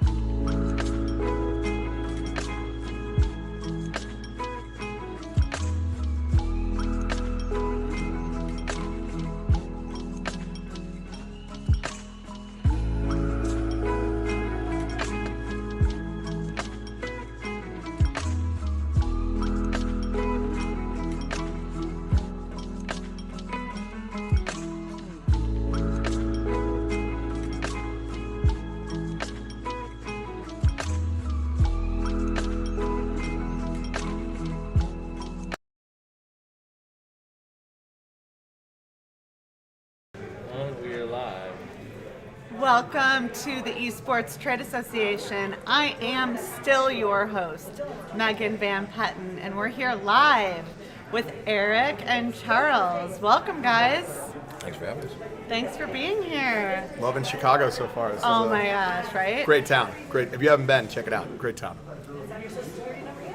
I haven't been here like 10 years, and I'm leaving tomorrow, so unfortunately I don't get a chance to see everything. But we are going to go weather's have nice. the best burger in the rated #1 burger in the world, Au Cheval. We're very excited about that. It really is. It's such a great burger. I thought I had like an indie burger, and it turns out it's just a burger everybody knows. Yeah, he goes, I heard of this burger place. I don't know if you ever heard of it. I go, dude, it won #1 burger in the world. Yeah, I've heard of it. So very excited about that. Nothing to do with esports, but I know, but there's so many things about Chicago people don't realize, and one is the food. oh, I think food great. has a lot to do with these sports. Usually Korean barbecue, but You're right. I've actually. It's like the Did you classic. try the Korean barbecue tacos last night we had here? No. That was solid. Yeah, the food's been great all conference. So Well, we have Korean barbecue tacos tonight too. Okay. If I have any room after my burger. Okay. It's a big well, burger. The burger's amazing. well, we can talk about esports now. Well, I mean, hold on here. Slow your roll here, Charles. Oh, sorry. Yes. Okay, so I want to first thank you for coordinating such an amazing panel. Thank you. Yeah, it was awesome. It was all these guys. So I know. Put it together. It was a pretty rock star panel, what can I say? It was was a good really, panel. There was no seats, standing room only. I mean, I was just like, what happened? And they're like, it's Charles Connor's panel. What do you think? I think what's silly is that you asked all these questions and you didn't answer some of them that you should have answered. Because Yeah. you have so much more insight on this over. I feel like as a moderator, my job is to let the actual professionals do it, not the guy that was a professional 10 years ago. You did a good job, and you're a pro. Yeah, it was a lot of fun. I mean, look, everyone had, I think, really sharp answers. Everyone's model is really different. I think all three of those teams had a different dynamic on how they approach esports, and that to me is interesting. All right, I mean, obviously you guys are the content kings. Rocker, as they said, are really just focused on winning championships, and CLG is more or less in a rebuilding phase, right? And Greg just got that job like 2 months ago, so it's just cool to see how everyone tackles everything. Yeah. And then other Greg. That Yeah. had some technical issues unfortunately. Yeah, we lost other Greg, but he was new to the job too, and he was like, "Listen, I'm just trying not to get fired." Yeah, I mean, at the last minute, we threw in streaming. Literally, it was not part of our plan. We were like, you know what? It's in person. We're going all the way. We've been virtual for too long. And then we had a couple of people cancel that had gotten COVID because there was a small uptick last week. So we just threw in streaming provided by Maestro literally last week. Oh yeah, Jordan. Yeah. It's fun to be back in person, to be honest. Like, I really missed human interaction. I don't Totally. know about you guys. Oh my God. We've hung out a couple times though over the pandemic. Or we saw each other in LA, I guess. Yeah, we saw each other exactly. We had a burger in LA as well. I know you guys are very worried about how many burgers we eat and what our opinions are on them. There's okay burgers in LA. They are good. But People this swear burger's by Father's Office. I hate blue cheese, so okay. if you like blue cheese, Father's Yeah, Office. people love Father's Office. I haven't had that burger. Is this a burger podcast now? Is that basically what? I mean, it should be. You know, I would start a burger podcast with you. Do you know we are traveling so around. serious about our burgers in Chicago? We have a whole event called the Hamburger Hop, and our celebrity chefs here in Chicago compete for that title. I mean, that sounds awesome. It Looks is. like we're making another trip to Chicago. Down. Well, you guys, the news is you are making another trip to Chicago because we will be announcing our date tomorrow. Very excited. Are you going to do Chicago again next year? Yes, we have the city officially announcing. That's huge. That's exciting stuff. Congrats. It is, yes. So we already have committed title sponsor, and we'll be making that announcement. And is this breaking news? Are we hearing This it here is- first? This is relatively breaking news. I can't say it all, but there's even better news tomorrow. Yeah, there's even more. This conference has just been such a hit, and we have so much support, and That's sweet. we're just That's awesome. overjoyed. Now, it doesn't mean, now this is going to be next August. It doesn't mean we're not going to do something like in Dallas or in LA in April. You know, we can go, we take the show on the road. Yeah. But our big Nashville? conference, I love Nashville. I love Oh my Nashville. That's why I'm suggesting. You know, love I've that. done There's so no many. practical business purpose for it, other than it's a great city. I have done got so it. many conferences at that Omni in Nashville, and it's just it's just a great place. But you know, Where do we go for burgers in Nashville? I don't think you No, get you burgers do in barbecue. Nashville. Yeah, I I'll still know. go. I'll still go. Okay, you can it's go. off the table. Less excited. Yeah, I get it. But there's just the Midwest here in Chicago is so convenient. So and then the following year we'll have Surge open. So I mean, That's awesome. yeah. So It's a huge arena they're building here. I'm sure you're Oh, I didn't know. I'm not familiar with it. So Surge is like a big esports arena that they're launching here. Here? Yeah. Oh, interesting. A big developer is behind it, and I'm blanking on his name. Like, right how now. big? so let me give you some context. He's getting the Game Changer Award right now as we speak, Scott Greenberg. Scott Greenberg, that's And the he name. owns the Wit, where we're going to tonight. Okay. And the Wit is a world famous rooftop bar. It's one of the most dope. beautiful bars in the world. Really sweet. But here's the thing. I asked Scott one day, I said, Scott, what's the deal with this bar? And he goes, you want to know why it's so cool, Meg? And I said, why? He goes, well, I built a bar and I put a hotel under it. So just to give you an Good idea answer. of how he thinks, right around the corner, if you guys have any extra time this week while you're here, he concepted Einstein's office into a bar. It's literally That's awesome. Albert Einstein. The guy's brilliant. He got our Game Changer of the Year award. He's bringing a $40 million facility here to Chicago. Yeah, it's Does it focus on land center or focus on like? both. So Both. they have a land center functionality, but it is also an arena. Okay, so Yep. it really is With a broadcast studio and the whole bit. I mean, a couple thousand people or what? that is a question for Scott Greenberg. And they're doing grab him. Get a him over private presentation about it now. He's my next interview, Oh. so you can watch. So we're- all of these we're setting questions it and all more up. will be answered shortly. It's Yeah, gonna it's be. true. It's Stay gonna tuned. exactly. Well, I mean, who's not tuned in? I don't know. Right. You should have the chat feature because coming up. So here's what we should. I just want to say hello to my mom real Hey, quick. Jordan, get Hi, this Mom. that chat feature. Yep. Hi, Mom. I'm actually gonna text him after this to see if he's tuned in watching. So we're going to Scott, one of his facilities tonight, Cool. and he's hosting I'm us. excited. He's a prodigy in the hotel and venue space. He's so like a it's, very big deal in real estate. yeah, like very big deal. Kind of a big deal. Yes, People know me. just ask him. And he's cool I own many too. leather-bound He books. sounds like Yeah. he does. Sounds like he does. Yeah, He probably does own many leather-bound books, actually. Great investment. They just Yeah. appreciate it. So we haven't talked a lot about esports, but hopefully you guys are getting a ton of value from the podcast. We're, we also have a live audience. It's perfect. Yep. Hi, Bubba. Did I let everyone know that this podcast has been brought to you by the Varsity Esports Foundation, Bubba Geeter. He is my co-host today, so thank you, Bubba, again for providing this. Okay, a couple things. The Surge facility also is starting our very first school gaming league called the Bronzeville Gaming League, and we're awarding a check today to them. I saw the very large check. You have the It's- comically large check? Those are They the do. best. Those are the Are best. they? I mean, is it Can't like, cash those, by the way. No, I'm aware. No, I know you can't. That's Yeah. why I was like, I said to the office, I was like, guys, why is this up here? Nobody will steal it. Let's just put it out there. Like, let's Yeah. show everybody. When is that happening? That is happening tomorrow, and you'll still be here. Yep, I will still be here. You know. I unfortunately have to leave. I will Oh, not be where are here. you going? So what, Back to let's LA. talk about you. So tell Happy me. to. Yes, thank you, thank you. You know, it's so nice. You came all the way from LA, Yep. and Makes it seem like a big hike. There's a lot of direct flights from Chicago. But, you know, fair enough. speaking of our Level Up Fund, Mm-hmm. we got the coolest auction gift from you, and I Yeah, just want sitting to. over there. I know. I bid on it, but I think if I win, it wouldn't be cool. It would be Yeah, like should I- fixed, What is like it? rigged. I gotta- Gear. Nice. Did you sign it? Would you sign it? I don't think anybody would care if it was signed by me. I would care. and I would bid. too. I would bid. Ditto, Yeah. please.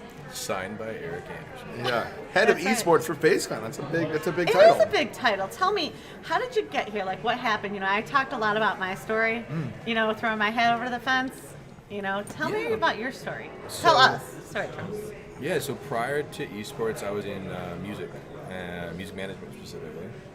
And we had a couple big acts. And in about 2014, 15, I really started poking around kind of the competitive gaming space. And at that point, it was still a fight about lowercase e, uppercase s, or E-S sports. You know, Charlie comes from a time where esports wasn't the term at all. No. We were just joking about that yesterday, but I helped a friend over at IMG put together a proposal that unfortunately never really saw the light of day other than the internal stuff, but it was about collegiate esports. And so I've actually been really supportive and bullish on collegiate esports for a very long time, and I wish publishers would lean in a bit more. But that kind of got me thinking, hey, I think we might be able to do this. And I still tell people to this day, the best pitch of my life to that point was talking to the president of the company and convincing someone who was a career music manager and head of a record label that he should like focus on this gaming space and that esports was our future. To his credit, he gave me a chance to try to go figure it out. And then, fast forward about 3 to 4 months or so, and we basically get an introduction to FaZe, who at the time was still just a collection of YouTube content creators. And they did not have any real serious structure. And it made a lot of sense to have an entertainment kind of focused company that could help them superpower some of their path into the entertainment industry. And then they needed a lot of help in esports.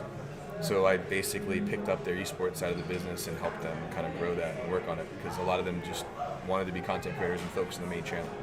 So now you guys are basically that media conglomerate, Yeah. right? I mean, you're now we massive. do a lot of different things. Well, we have some really impressive people over there too, and we've had the luxury of being able to hire some also amazing, incredible talent on the back end that aren't as front facing.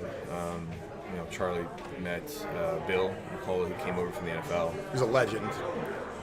He's a dope dude. Yeah, really cool guy as well.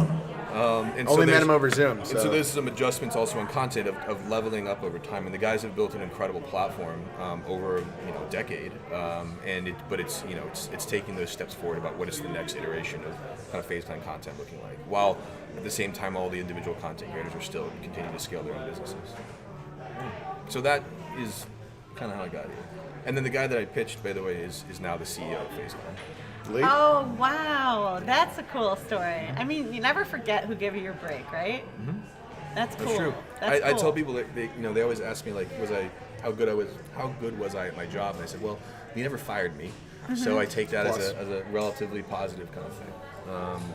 But yeah, that was that run in the music industry over 4 or 5 years, and then into esports. A lot of crossover, I'm noticing. I mean, I mentioned it up there, and I couldn't go too deep into it, but like, there's an obscene amount of crossover. There really is. With the record, business overall in terms There of is. breaking bands that getting people hooked onto a new product that like they don't know is going to be their favorite thing. Getting Right. people And into then executing a live event at a high level, right? Exactly. executing live event at a high level. Brand partnerships. Yeah, a ton of crossover. Merchandise. Yeah, I exactly. know. I It's the mean, exact same. It is. So that's why when we talked about it early on, it was like, this makes a lot of sense. Now, I wanted us to get in and like manage esport orgs like you do bands. Yeah. So I was totally wrong about that kind of perspective. I was right for the wrong reasons, Yeah, but sure. it allowed me to learn a little bit more about that. But imagine having multiple orgs that you're managing. Like, that sounds insane. yeah. Like, in hindsight now. No, Sure. Insane. Insane. And even starting to work with FaZe Clan, like, there was a ton of guys, and we were like, didn't really know what we were getting into with it, but obviously it worked out. Wow. Yeah, I was really surprised. I've worked in over 20 industries. I'm a business psychologist, and I look at like what crosses over, and that has been one of the biggest trends I've seen. There's the musicians, and there's the people that appreciate entertainment, and then there's the Radio Shack people. There's a whole heck of a lot of those guys. Yeah. We don't even have Radio Shack in Chicago anymore. I Well, think As if they Radio went out Shack of- was still around. I think they went out of business. did they? Like, how Yeah. long ago? Well, so Radio Shack sponsored Lance Armstrong, and then his whole thing happened. And I know that they dropped him, and then I think they went under. I don't know why I mentioned Lance Armstrong. He's not the reason they went out of business, but Oh, yeah. when I think Radio Shack, I think about Lance Armstrong. 'Cause Right. They sponsored him for so long. His logo is right there. Didn't answer the question at all. It's okay. I think you're talking to the audience that you can't see. Yeah. Don't lose them. I know it's And weird, apologize. right? Just run it. I just We're figured very sorry. they're on there being like, when are these guys going to talk about how I got into the gaming industry and what I really care about? Which is Well, we should ask you too. I mean, you're a legend. Way to set up your own assist. Exactly. It's like it's like the T-Mac off the Layup. backboard into the jam, so. Yeah, we should talk a little bit about you. I mean, you're one of the most humble people that are. You haven't spent enough time. Yeah, I don't know if I'd agree with that, but Well, I don't know if you realize, man, Charles, you have done a lot to bring this conference together, and it has just been an absolute honor. If anyone knows about giving back, it's you.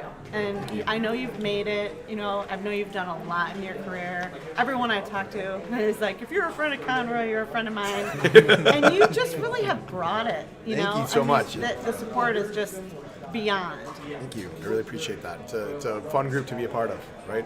Hey, man. It's your shoulders we're standing on. It really. Broad, strong shoulders. Yeah, big workout guy. I don't know what I honestly, because we really did have a challenge of getting people here to Chicago.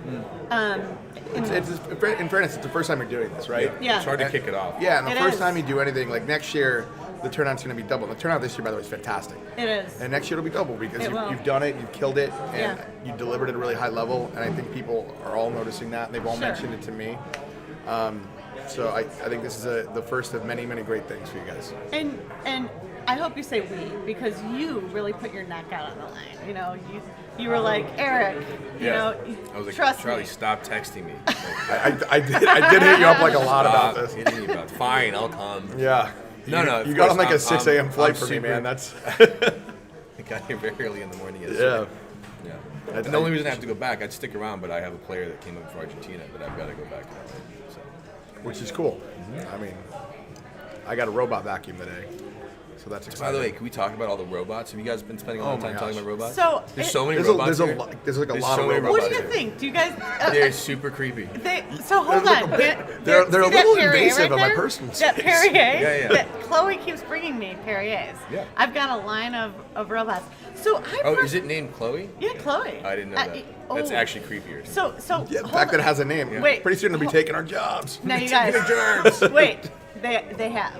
So when you go around the hotel, when you go around the corner to Scott Gobert's hotel, Greenberg's, pardon me, when you walk into the lobby, you can meet the robots, and they say, "Can I get you a drink? Would you like anything brought up to your room?" Altered carbon, man. Exactly. Yeah. Remember the Einstein bar I was talking about? Yeah. That lobby Yeah. will greet you by robots. But see, that doesn't make sense to me because if you can do the Einstein part, you want to have it like a throwback kind of vibe. Having a robot in there, that's weird. It is. Wait till you go, though. I mean, this guy just does it. Are It you ever works. worried that the robots are gonna turn against us? I guess is my serious question. Man, that's a good question, like an alien question. I mean, they get so smart, all of a sudden, we're working for them. Well, That's here's your what- big thought of the day, by the way. It's a good thought. Hashtag ad for the new Matrix movie coming out. Yeah, I'm actually Imminently. December 22nd. What I liked about the robots here today that keep bringing me Perrier is they have a map, they have a routine. So but they do come relatively close. Yeah. They, Oh, yeah. They know nothing about about boundary. They No. like keep creeping in and Well, offering. there's like the UV light one too. so you have the turn UVB. ons. The UV light is cleaning the air. Well, that's what we Isn't that neat? assumed. That's Yeah. cool. It was It just kind is of odd cool. because all of a sudden this thing just showed up and then the lights turned on. We were like, "What's happening?" And you started spinning. I know. And then it says human disinfected. Human that what it says? disinfected. That's creepy. Yeah, like, like- who approved that? Being like, "Yo, this is what everyone wants They're to like hear." definitely going to turn against us, by the way. Elon Musk is very publicly worried about AI and Yeah. like it essentially replacing human beings. Again, not esports stuff, not what you're tuning in for at all. Sorry, again. He was a big Overwatch fan. I don't know what he plays now. Yeah, so I met him at BlizzCon about 3 or 4 years ago, and he's super into Overwatch. Yeah, it was 2016. Yeah, So it was 5 years ago. yeah, it's been a while. So I just have a couple more questions, put you guys on the hot seat. We have some answers. All right, good. So what's next for FaZe? What do you That's guys? too broad of a question. Is it? Come on, you've got something. I mean, Bring look, we're gonna keep on doing what we do. I mean, we just announced a collaboration with DC for around Batman IP. very And, cool, by the Yeah, way. there'll be Wow. some cool merch and an awesome comic. Shout out to Xavier Ramos, who's like tirelessly working on marketing efforts and his team, and he just crushed it every single time. We have a few more collabs like that are been unannounced. We just announced one with Optic as well, so there's a FaZe Optic collab, which is crazy for the hardcore old school fans of both organizations, because Optic goes back, even a few years older than FaZe Clan. It was really what people like Tommy and those guys looked up to when they were starting to do what they were doing. So it's a kind of a cool thing to see that come together.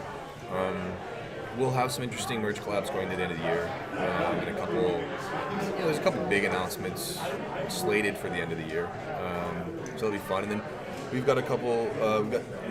We're announced as part of HCS for Halo, so we're going to be a part of the Halo League, which I'm really excited about.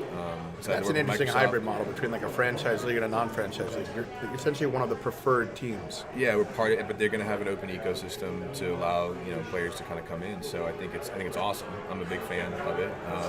Like everybody that I've met so far over at Microsoft with 343, and I'm excited about some of the other teams that are already in it. And I think there'll be some exciting stuff. And I'm really optimistic the game will crush when it drops. So from my side of things, that's what I'm kind of interested in on the esports side. We also just announced a new player in Rocket League, so I'm looking to take that whole league. So we'll see how that goes. Wow. And man, thanks for joining us. That's a lot of announcements. You're a busy guy. Oh, that's not even half of them. That's just some of the stuff. That's the 2 announcements I just gave you with Batman and Optimus. That was last week. Oh my God. How many fire did you put out like a day? I was just thinking that. Oh wait, wait. You have so much stuff going on that how much stuff is on fire constantly? I have an announcement to make. We're pretty damn good about not having as many fires these days as we used to, but this stuff comes up. I know, you're chill. Stuff comes up. I don't know. You gotta be. I don't know if you guys. This is from me getting stressed. I don't know if you guys. When I met him, he was 22, and that was 3 years ago. I don't know if you guys noticed, but Halo sponsored our pens at registration. I didn't notice that. That's cool. Very cool. It's cool. That's good. It's it's all the little things, right? It's all the little things. It's been a great conference, so kudos to you for putting this together because it's been a real blast. Yeah. Oh man, it would not be the same without you. And should we announce here that you're the events committee chair for next conference? Wait, what? Yeah. Oh, I've got a lot of bandwidth for that one. I know. You know what though? I give you 20 minutes every month. that would be very generous. She was like, actually, deal. I'm like, oh, God. I'm Hired. Exactly. That's right. And what about you? What's going on with you?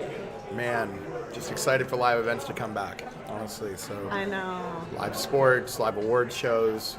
We just produced E3, which is really exciting, getting that show done.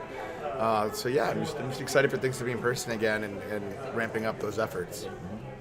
Yeah, I think we'll start seeing more eSport events. I mean, at least in North America. I can't speak to some of the other places around the world. We've had PUBG earlier this year in a quarantine Korea, and that was bonkers, but it worked. And then we had CDL Champs was 3 weeks ago, 4 weeks ago. 3 weeks ago, I think. In LA. So, which, by the way, shout out to Atlanta FaZe. Let's say you won. Yeah, it's kind of cool. Worth noting.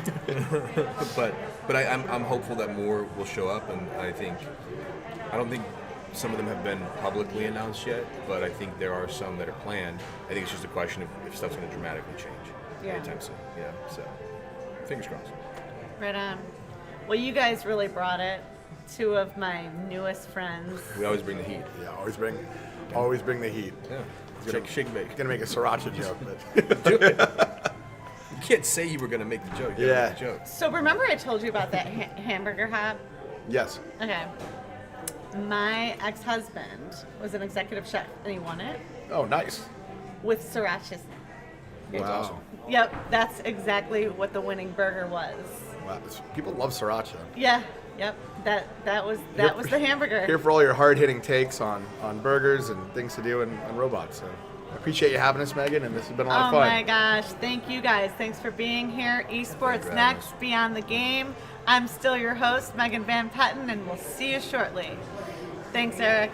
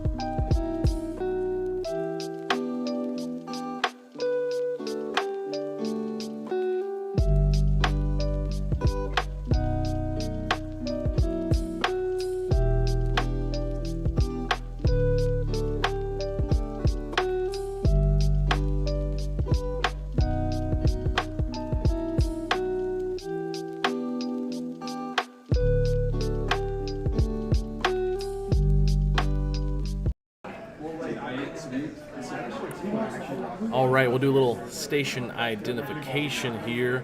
We're at the Esports Trade Association EsportsNext Conference, Fall 2021. You've heard from some amazing people. We had Eric Anderson, Charles Conroy, pro esport teams folks. I've got people in front of me here from Misfits. A lot of great folks in the industry. So please check out esportsta.org. Check out the membership options available for individuals and for businesses and corporations. Megan will definitely sell you on a sponsorship. So we're going to come back to some more folks here shortly.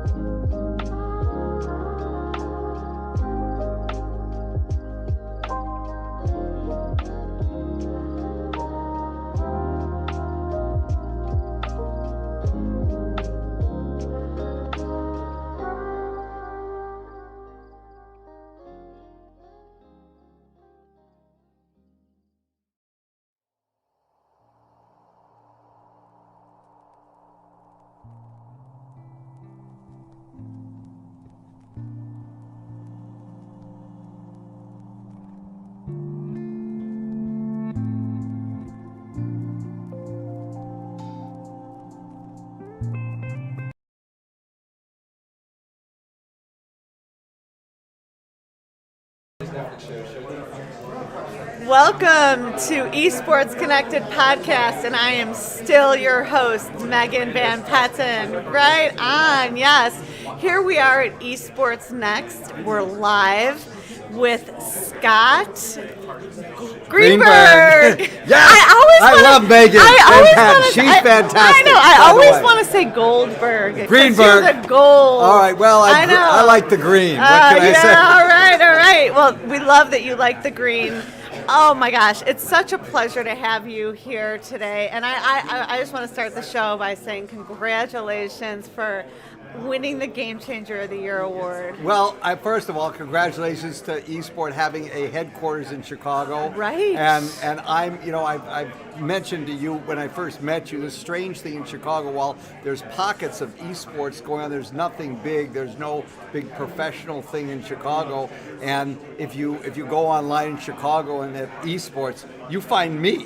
Right. Which is like, wow. And now, of course, they find you. Yeah. That's it. We're esports in Chicago. I know. So right? nice to meet you. It's nice Megan. to meet you. I need one of those coats, and we're like the twins. I'll give it to you. You know what? It's like Danny DeVito and Arnold Schwarzenegger. Twins. Okay. Twins. Exactly. Remember that movie? I'm not Arnold. You're Arnold. Oh, I'm Arnold. All right. We just. I'm need Danny to- DeVito. Oh my gosh, I have so much to talk to you about. So you are one of my favorite people. Literally, I've been a fan of yours forever. Please. Do you want to know how many times I quote your brilliance regarding the wit? I don't know which quote. Okay, I have to tell you guys because he's very humble. So, the Wit is just a famous bar, and when I talked The roof on the Wit is exactly. a famous bar. Thank you. And I said, Scott, how did you ever come up with such an incredible bar? And he goes, this is what I did. I built a bar, a beautiful bar, and then I just put a hotel under it. So this is the genius of this guy. And I got one more story that is my favorite story. So But the esports people are coming there tonight. We are. To the roof. Yes. At like 6 o'clock tonight. So it's a commercial that come over to the Wit. That's to right. the roof and enjoy this property that I built. I decided, he said, what a thought to put a hotel here. And I said, well, put a bar here and a hotel underneath, as you said. Isn't that amazing? This brings me to, because I'm getting to the exciting news. But here's the other thing. Like, I just love, who doesn't love losing track of time and just being in your zone, right? And that's what Scott Greenberg is. He's just a genius. He's a prodigy. And he's in our space, and he's what we need so bad. Not just the city of Chicago. They're going to surge everywhere. And it's beyond what anybody's done or doing. But I'm going to tell you one more thing. Around the corner of this hotel... Isn't it hotel... nice she's doing the interview for me? I know. Around the corner... If there's my favorite restaurant is Einstein's. No, it's the Albert. Well, based on Albert Einstein. Okay. If you go in there, if you could ever imagine what Albert Einstein's library would look like, that's the bar. I walked in and I just fell in love. So what she's talking about next to this hotel, which we'll leave the name of the hotel unknown. Well, you know what though? I built a hotel. It's called the Hotel EMC2, and in the base of the that hotel is a restaurant called the Albert, and we're about a couple hundred feet from there. Really? So go around the corner, and we're not there because it didn't fit our group. We're such a humongous group. Exactly. Congratulations on your big group. Thank you. But we do have overflow going to your hotel. Well, that's great. And a very august group of people that I've met here. So it's a pleasure to you surrounded yourself with incredible people. Well, thank you, and you're one of them. So, tell us about just how you got. I thought the interview's over now. I know. I got so excited. I just had to share with everybody that's been listening. All. Thank you for doing the interview for me. Oh my God. Nice meeting you. You're welcome. I know. Well, I'm a very generous soul, aren't I? So talk to us. Tell us what you can about Surge. Well, I think the thing about Surge that I've talked about is that we're creating a real in-life experience.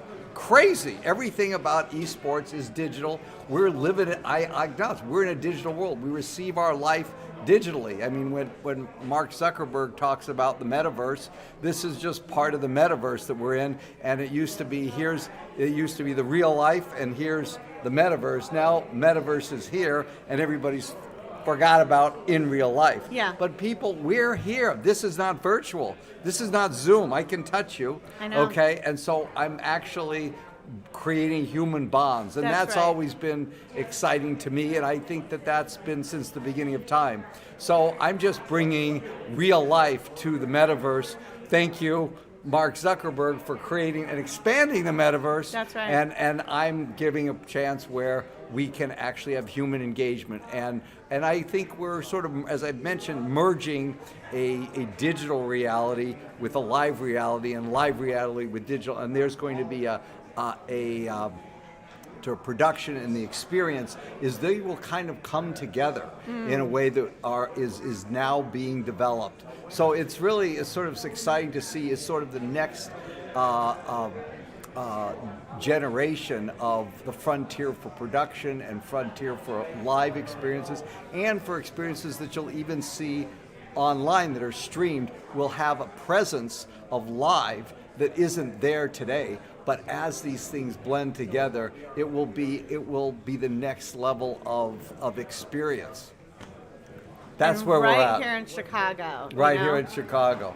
Thank you, Megan, for Thank you. I can talk about it. I know. And I'll tell you, when we started the association, it made so much more sense to go to Dallas or LA or Atlanta or, the coasts is where things get started. And, I'm in Chicago and I've been here, I've done this, I've got the t-shirt, and I was like, I got to stay true to Chicago. And it was a tough decision to make to incorporate here. It really was, because we had cities that said, please come here. We'll sponsor you to come here. And we didn't. We love this city.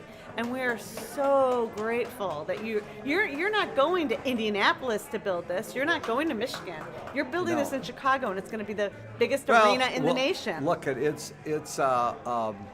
Chicago is, as we've all known, it's the capital of the Midwest. It's been referred to before, and so it's created a playing field for me to pull this off in Chicago. It may have been very hard for me to pull this off in Los Angeles, because every team and every production facility is there, and I would have to compete with all of that. Here, it's more of an open playing field, but there's a lot of, between all the states that surround us, a lot of population that we can build this on top of. And our facility is located right next to McCormick Place, which is the Northwestern's largest convention center, if you didn't know. And so we're drawing on all of that energy in this location. That's what Chicago does. It's this spot where it should happen. So part of my background was, everybody knows maybe their music club or their theater or this or that they hear music or any kind of entertainment. You develop an emotional attachment to a location. And I think that esports will have that experience. People, if there's really a beacon for what esports and computer gaming represent, people will, if they're having good experiences, they will develop an emotional attachment to that will be that could potentially be lasting, and people will want to support that. And they talk about all the teams are talking about gaining people's allegiance online and giving things online. But frankly, I don't think there's anything more that builds a deeper emotional bond in physical locations and being physically with people. And that's what, when you create a venue like we're creating, creates that opportunity where people are spectating together. So it represents an opportunity, which is why, by the way, every one of the publishers, tournament providers, teams, they want live engagements. Why? Because they know there's something remarkable about live that's lasting and deeper than anything you can get sitting behind a cell phone or on a computer. When you're with it, they'll carry this event right here. I'm going to remember it for years to come. Thank you. If this was Zoom, after I hit the end button, I forget about you, but now I get to meet you. And it is a memory, and you're absolutely right. We are human beings, and we need each other. We're meant to be together. We're meant to be in person. I don't know if you all know this, the audience, but it was just last week we had a little bit of a rise of uptick, and now we're down with COVID. We're back. We're okay. And so at the very last minute, I had one person let me know they weren't coming, just one. So we offered to stream this for you. And you know how many people canceled of this entire event? 2 or 3, under 5, and that's why we're streaming, literally. We had no plan to stream because we are committed to in-person. We did not sell virtual tickets because we believe that we need to be together. And I would rather be together with 100 people, than having a virtual option. Come. because we miss this. We're present to the health concerns. We're COVID prevented certified event executors here, and I mean, honestly, this is the first in-live event that I've been to since the beginning of COVID, and it is, again, we forget how quickly, but and I've been to some online events, and you don't pay attention and all Right. that. They might not even be paying attention out there, but Right. maybe they are. I don't know. But if you're in live, it's different. But I do think we're in a world that's a hybrid world. When you have a live event like you're doing here, offering a hybrid alternative is a good thing because it does expand the reach of what you are. And bringing these people together live, you get a lot of people to be here live with you that is going to extend the reach of what Esports Trade Association is. So I think it's a good thing to make it a hybrid event. Yes. So congratulations to you on that. Thank you. So what we did was where you just were presenting. Yeah. That was recorded, and we're going to be showing that the next 9 months. Okay. 9 sessions for 9 Oh, months. it's super The exciting. only- My event in there was incredible. You I gotta know. watch. So everybody tune in. I believe the first one will be next month. The only thing live right now is us. Okay. Yes. So we don't know what happened in there yet, and that's going to be what all It's of our. incredible. I know. It's electric in If there. there's anything you want to share that we don't know, because I don't. I want even to know keep it a myself. secret. Oh. There's good stuff. There's Is really there? good Okay. stuff. I actually tell you all the ins and outs of how I'm doing the magic that we're doing. So if you really want to find out, you got to tune in. So That's I'm not going awesome. to give it all away right And now. that's going to be a virtual ticket for all of you out there that are watching live. We'll be offering these sessions virtually starting next month consecutively. And for members, obviously, it's free. So there is a benefit of being a member to the Esports Trade Association. For sure. I know, right? Thank you. I mean, there's something about membership. It's different than like being a customer or being a client. Being a member is just like special. Not like American Express had it right. Because you belong. Exactly. Because you belong. You're authentic. You're part of the team. You're in the yes. game. That's right. You're in the game. So You're in the I'm in the game. game with you, Megan. Oh, and the fact that man. she came in Chicago, you're doing this in Chicago. We're Chicago, so we're bound at the hip already. We are. And I'm sure we'll be doing something. Yeah. We'll find our way in one of those office spots in the facility of some sort. Absolutely. And I know you're doing a lot with the local universities. Do you want to talk a little bit about that? We have a few more minutes before we wrap up. Okay. So, I mean, part of our, it's scholastic, includes everything from colleges and universities. We have a very close land area. We're also building bridges through the Big Ten network to all the big universities around it, as well as in the state of Illinois. The state of Illinois is developing they do have an Illinois high school Esports Association, but now it's like an accredited sport. So Yes. about 80% of the high schools in the Chicagoland area, in Illinois, have esports teams. So now there's a place to do an annual event at, which would be our location. So it really is, and the groundswell of support really we got approvals for what we were doing. I shouldn't say this on the air, but getting a permit and zoning in Chicago is very hard, and especially talking to the planners and all the people in the city, very hard to get through. But because of the groundswell of support from the colleges and high schools, really they were big advocates in the process for us getting approval from the city to do what we're doing. Well, that's amazing. And it has not probably been the easiest last couple of years for a hotelier. No, it's been tough. And I just admire you for not just what you've done, but who you're still being, with all the adversity that you've faced in this industry that's just unforeseen. It's tough. But, we're finding our way through it. Things are coming back. They'll be different. We do have a lot of events. Our people will be at Roof tonight, which is a bar on top of the Witt Hotel. I mean, it's a Tuesday night. It won't be that busy, but it's generally Roof is a a hopping place. It was Yes. hopping before COVID, Yes. and as we're coming out of COVID, it's hopping again. So people, there's almost this burst of interest in going out. So that's a win against my back now. That's great, and you deserve it. You So- deserve it. You know, thank you for all you do for the city, all you're now doing for Why, esports. she's fantastic. Thank you, and so is he. You know, so we look forward to seeing everyone again soon. I can't thank everyone enough for tuning in. And Scott, congratulations. Should we show them your award? Should I hand you the bag? You could have me. You could show off. Everybody's going to want one when you show this. Yeah, it's It's pretty going to cool. make everybody. No, it's actually that bag. Oh, it's Okay, everyone's going to be very envious because they're giving out such snazzy awards here. So here it is. Okay. Let me see. Here it is. I want to turn it up. Esport Association. There it is. Everybody. Isn't that great? Isn't that great? Thank you, Megan. you. Thank you to Esport Trade Association. All righty. Okay. And that's a wrap. Let me have.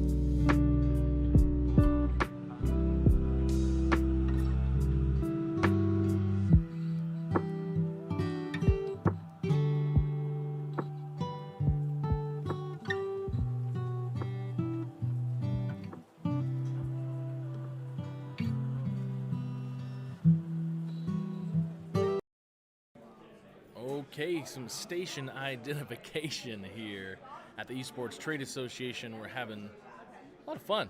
We just heard from Scott Greenberg. He won something. He won the Game Changer Award. We're going to go check that out, actually. Let's go see what we got here. Won the Game Changer Award. That was Scott Greenberg. And, man, how cool. Megan has obviously talked about the restaurant and the hotel and the bar at the WIT we're going to be at tonight. But right now, actually, is the elevator pitch competition. I stepped in there. I heard 2 or 3 people. It has got to be terrifying to get up there and to get up there in front of these people right here and other people and give a pitch. But it is what it is, and I think these people are having a ton of fun because they get to pitch what they're passionate about, right? And for me, yeah, I'm passionate about esports, scholastic space, and passionate about what happens in the pipeline and serving those in need. So, man, if you are interested in being a member of the Esports Trade Association, please go to esportsta.org, click on membership. We're going to be doing some more interviews, Megan and I, back and forth trading with different people. So please stick around and we'll have some fun.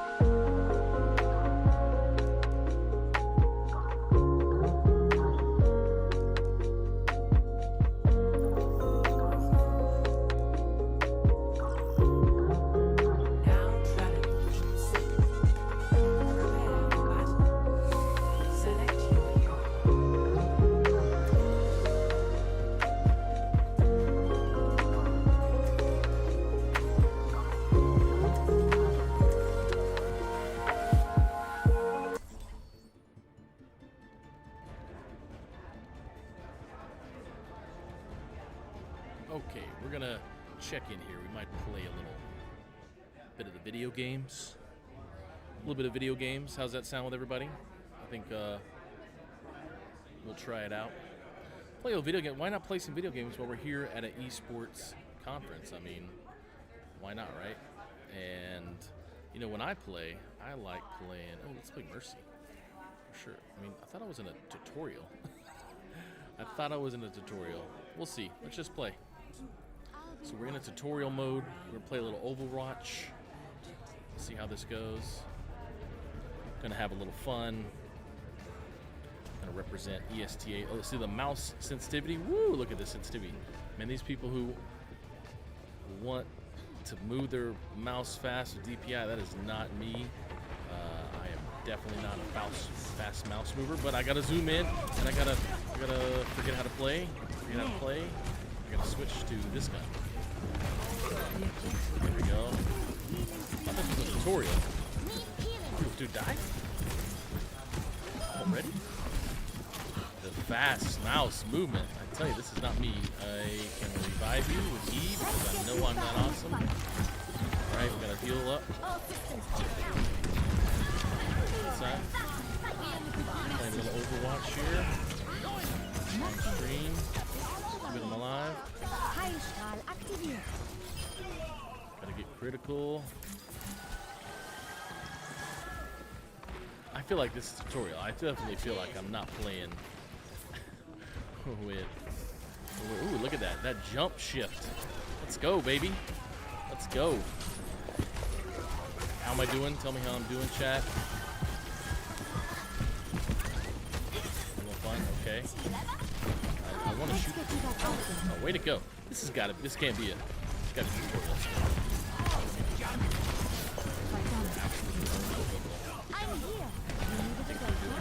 I think it was on medium mode. There we go. Let's go.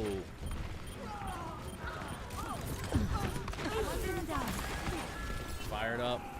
No one can hide from my sight. I think I'm doing pretty good. Oh, what do you guys think?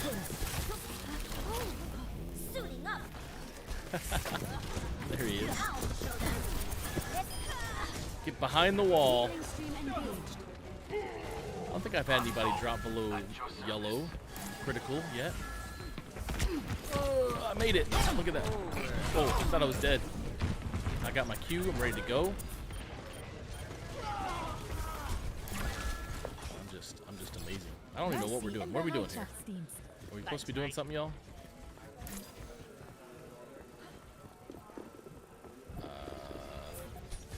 I don't know exactly what we're doing. Hey, but we're playing Overwatch. I think the stream looks clean and clear.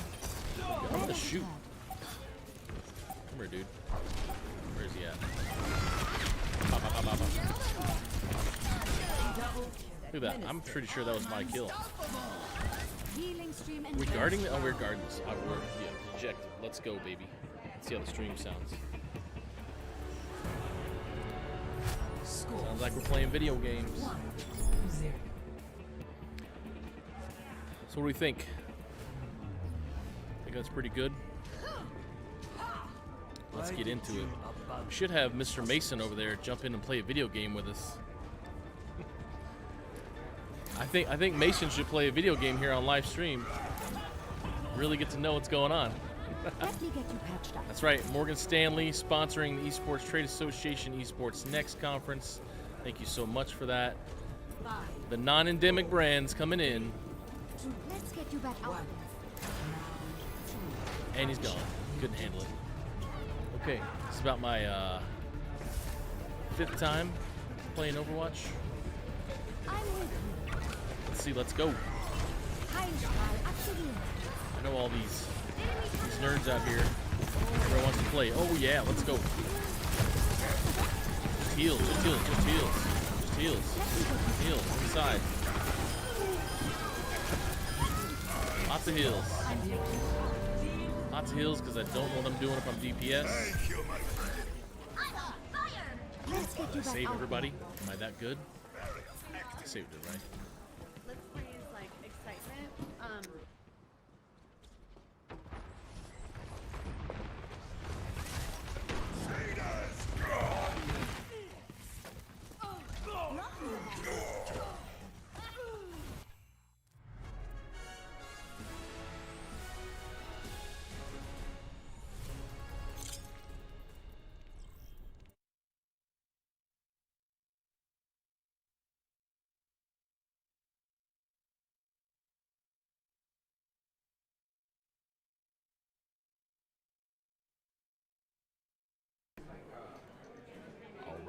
right, we're going to have some fun interviews here shortly. We'll bring you back to it.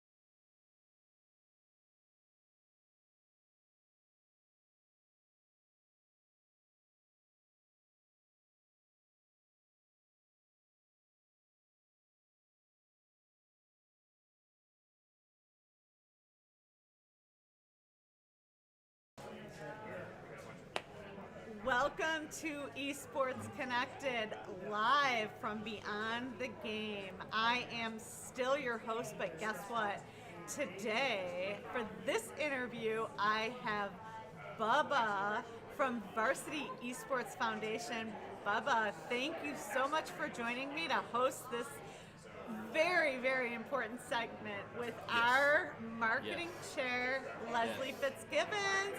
Hi, everybody. Hi, it's great to be here. It's great to have you. This is what happens when you pass by and you see two really amazing people you want to say hello to. They pull you in and go, all right, let's go. We pulled the most amazing person in. We did. This is like the best show. What do you think, Bubba? I'm sorry to everybody else who was on the interview, but Leslie's here. I know. It's like we stopped traffic. Can I just say that, you know, my big part of my focus in the last couple of years has been the collegiate esports space, and what you have done first got going. Everyone was like, college esports? Like, what is that? That was only 2 years ago. Right. 2.5 years ago. And a lot of folks got in who wanted different things from it. And what I love about what you're doing is you don't want anything from it. You just want to give to it. Yeah. And I think that's how this space really thrives. Yeah, sure. So thank you for that. Always here to help. You help us, so always here to help. So I think Hey, esports trade association is good at it as well. No, Right? but you know what, Bubba? You do walk the walk, and that, and everybody knows it. You know what? Like, people just know stuff, and you do. This is an interview about Leslie. Let's move on. Well, you know, like Leslie is just such a humble human being. From the first minute I met her, I'll never forget it. We were on Clubhouse, and I'm like, I love this woman. Who is this woman? Oh my God! And I'm on the Clubhouse, and I'm texting John, and I'm like, how do you know her? And all of a sudden, as I'm texting her, the membership rolls in. It's like Leslie Fitzgibbons, new member. I'm like, this girl just like goes with her gut. She just gets up on stage at our first Clubhouse, joined at our first event, and was in. And I was, it was just an immediate love affair. I love the space. I love the fact that this organization exists. The coolest thing happened to me this morning, though. One of the folks on my panel, it was like probably last night. He was like really nervous. I'm going over my stuff. What do I say? What do I do? And he said, this conference is really a big deal, isn't it? Because there's really, like, the people who are coming, the people who are speaking. It's like, wow. I go, yes. And if you had joined earlier, you could be in the elevator pitch thing in front of investors with one of your new products right now. He's just joining. I've already emailed you. But oh my gosh. It's a great space. We need this, and I think that, running into Sharon earlier and talking about like how we can make that better and really, integrating marketing into everything that we're doing so the organization gets the full-on spotlight. But I don't think you could have done anything better than this conference. Yeah, it was really a labor of love. I can't take any credit for it. Sharon chaired it. 27 people on the events committee. Rick co-chaired, Rick Starr, Sharon Gill. To be quite honest, I've never seen an event committee run like that, broken out into break rooms on Zoom. Everybody had their different departments. It was just brilliance in action. I mean, like mastery. You guys ever just see someone in their zone and they lose track of time because they love what they're doing so much? That was the events committee experience. But what's so interesting about that to me is that that's kind of another thing about the association is that that's what we can bring to the esports community. Yeah. And that kind of power thinking and action and it's just, and now is the right time. I mean, it just is so the right time. I'm having so much fun. Yeah. You know what I loved about that? Coach Sharon. Yes.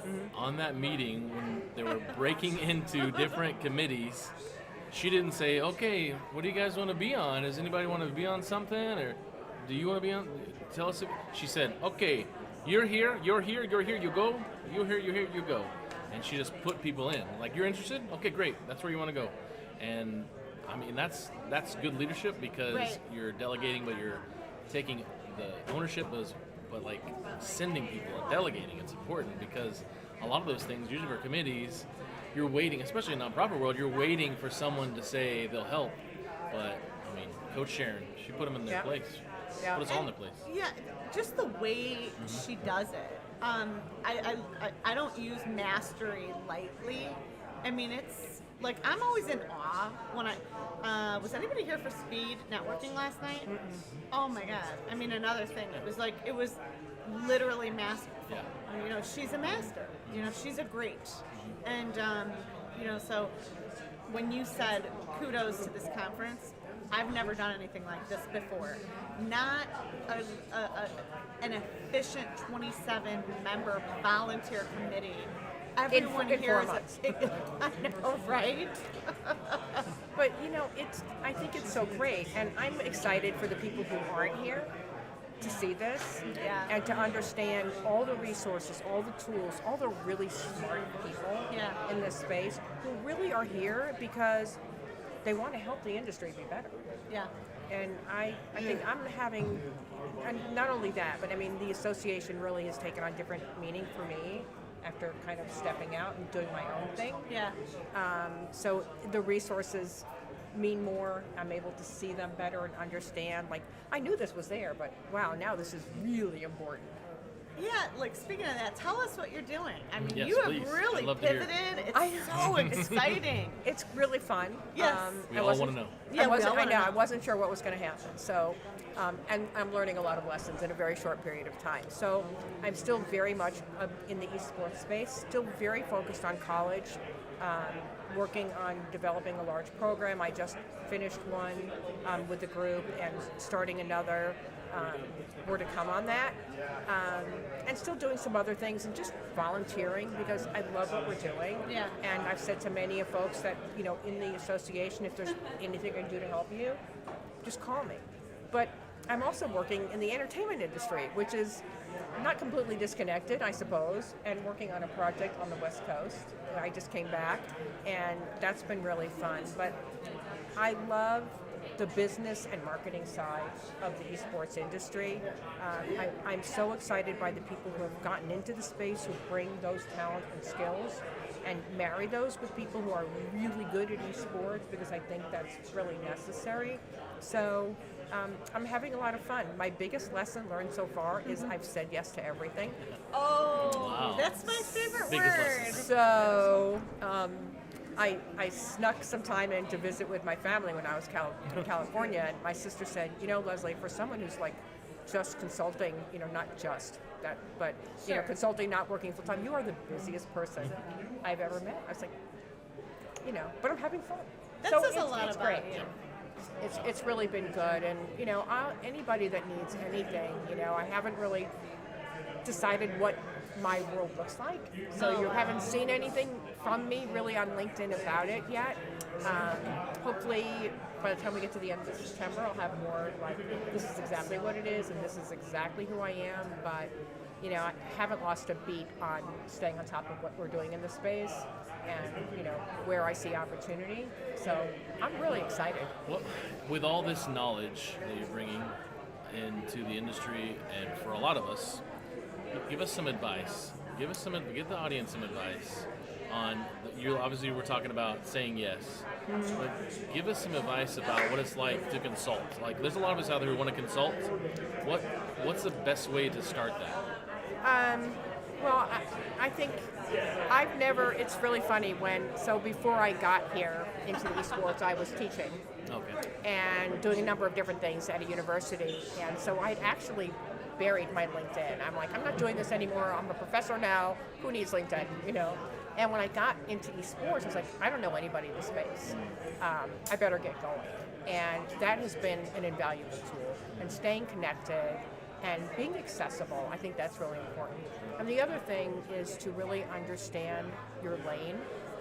There are things I really can't do for people, but I've been so blessed to connect with the people I've connected to that I can say, you know what, that's not me, but let me introduce you to so-and-so. And I've also found that in this industry, most of the people I've encountered are very willing to do the same thing. So I think that's important. And the other thing I would say, if you're coming into the industry from another type of business space, don't get caught up in the fact that it's esports. At the end of the day, it's a business. They need marketing, it needs infrastructure, they need people who see the importance of the educational piece, the impact it can have, you know, on cities like tomorrow. So don't let that kind of spin you out. I think we're all getting to that place right now where we understand this is a very sustainable industry, thanks to people like Megan and the ESTA and the college space that you're doing. So, and don't say yes to everything. That would be my other, like, really, but you have to learn. Like, you've got to know what you can manage and what's reasonable, and you have to define for yourself what you want out of it. How much do I really need? How do I want to live? How much time do I want to work? And then what day am I keeping for me? Because if you're working every day of the week and you're consulting, that trickles into the weekends, and that gets really hard. So I've heard stay in your lane twice today. Yeah. You, an amazing expert in this, and Lewis, I was asking for advice about all this world, and he talked about staying in your lane. So it's a good tip. And I mean, with this conference, what have you seen? What are you most excited about for the conference first? and what have you seen so far that you liked? Well, honestly, with everything going on, the sessions are really exciting. The thing I am most excited about is seeing people I've been talking to for 2 years and have never met. So I ran into Rob Johnson as I was walking in, and like we looked at each other. It's like, I saw you in a homestand in 2019 in Houston. The day I came home from that event, they had the first COVID case in Michigan. At the airport when I was walking through it. It freaked me out for a week. So seeing the people is really important. I'm really excited to hear the college, the partnerships. I think the city session, not because I'm moderating, it's going to be really interesting tomorrow. Yeah. Because we've got different players in the esports space all talking about how they're engaging with cities. And we've got a lot of companies that are startups that are bringing different kinds of capabilities into the space. And if we can leave them with one tip about here's who you want to talk to, here's what you should know, then I feel great about it. You know, that city, that Chamber of Commerce, CBB world, living in that and coming over to esports. If I had known early on in my career about what a city could do for events, I think it's important for esports, the industry, for people running events to know what a tourism department can do, because they have opportunities for these organizations. But what's funny is these esports events don't have RFPs. They don't, that mentality of, hey, city, would you like for us to come run an event at your facility? Well, here's an RFP. The esports world isn't in that. It's usually, I think I know a guy at this place. We're going to do it. Yeah. Well, we hope, as an association, our grand vision is to sort of do some things to help that along on one project. We'll see. More to come, right? But I think you're right. And I think, too, it takes both. You need to understand what cities are looking for. Very early on in my esports experience, I connected with the Conference of Mayors. I think it's really important for people to understand that esports is so important to cities that the Conference of Mayors has a special committee for tourism, arts, parks, recreation, entertainment, and sports. And within that committee is a group all about esports. So it's really important, and I think you're absolutely right. Some cities are doing it amazing. I love this. I want to take that home. Tried. It's the first thing we saw when we walked in. Tried to grab a drink. It's a fantastic. So, yeah, I completely agree, but if we can get all of them together, and I think that we all need to understand, too, that not every city has the same need. Yeah. Oh, yeah. And it's not going to be cookie cutter, but here are some things you absolutely must do, and some people you must connect with. Yeah. And so hopefully we'll be able to talk about that tomorrow. Good. We'd love to hear it. Well, awesome. Yeah, I mean, Bubba, it feels like you've had all the questions, and I don't feel like I've said anything. That's because I like the camera. I know. And the mic. I know. Are we fighting over Leslie a little? She's mine. So I have one question. Tell us a little bit about what you plan for 2022 for your marketing committee. Oh, so we've got, actually, my promise, first of all, to everybody is that Monday you will have our full-on plan. Wow, I couldn't wait. With mostly fully baked out. It's really interesting, I share this with Sharon. We see beyond what that marketing piece is. You have to do it right. You have to look at the whole organization, and that was one of my no-duh moments I had a couple of weeks ago. So I think there are a couple of things that we will be asking membership to do to help spread the word. Not drink the Kool-Aid, but you were here, you were part of this. Make sure everybody knows about it. And then I think that our efforts on working with the cities, some of the things we're talking about, some of the conversations that we're starting just now. Right. I mean, think about what happened just this morning and the conversations with our friends in the mayor's office and that business development arm, and that piece. And then as far as teams, we've talked to top-tier teams down to tier 3 teams, and I think we have some clarity about how we can best help them. Listen, I wish as an association we could solve everybody's problem.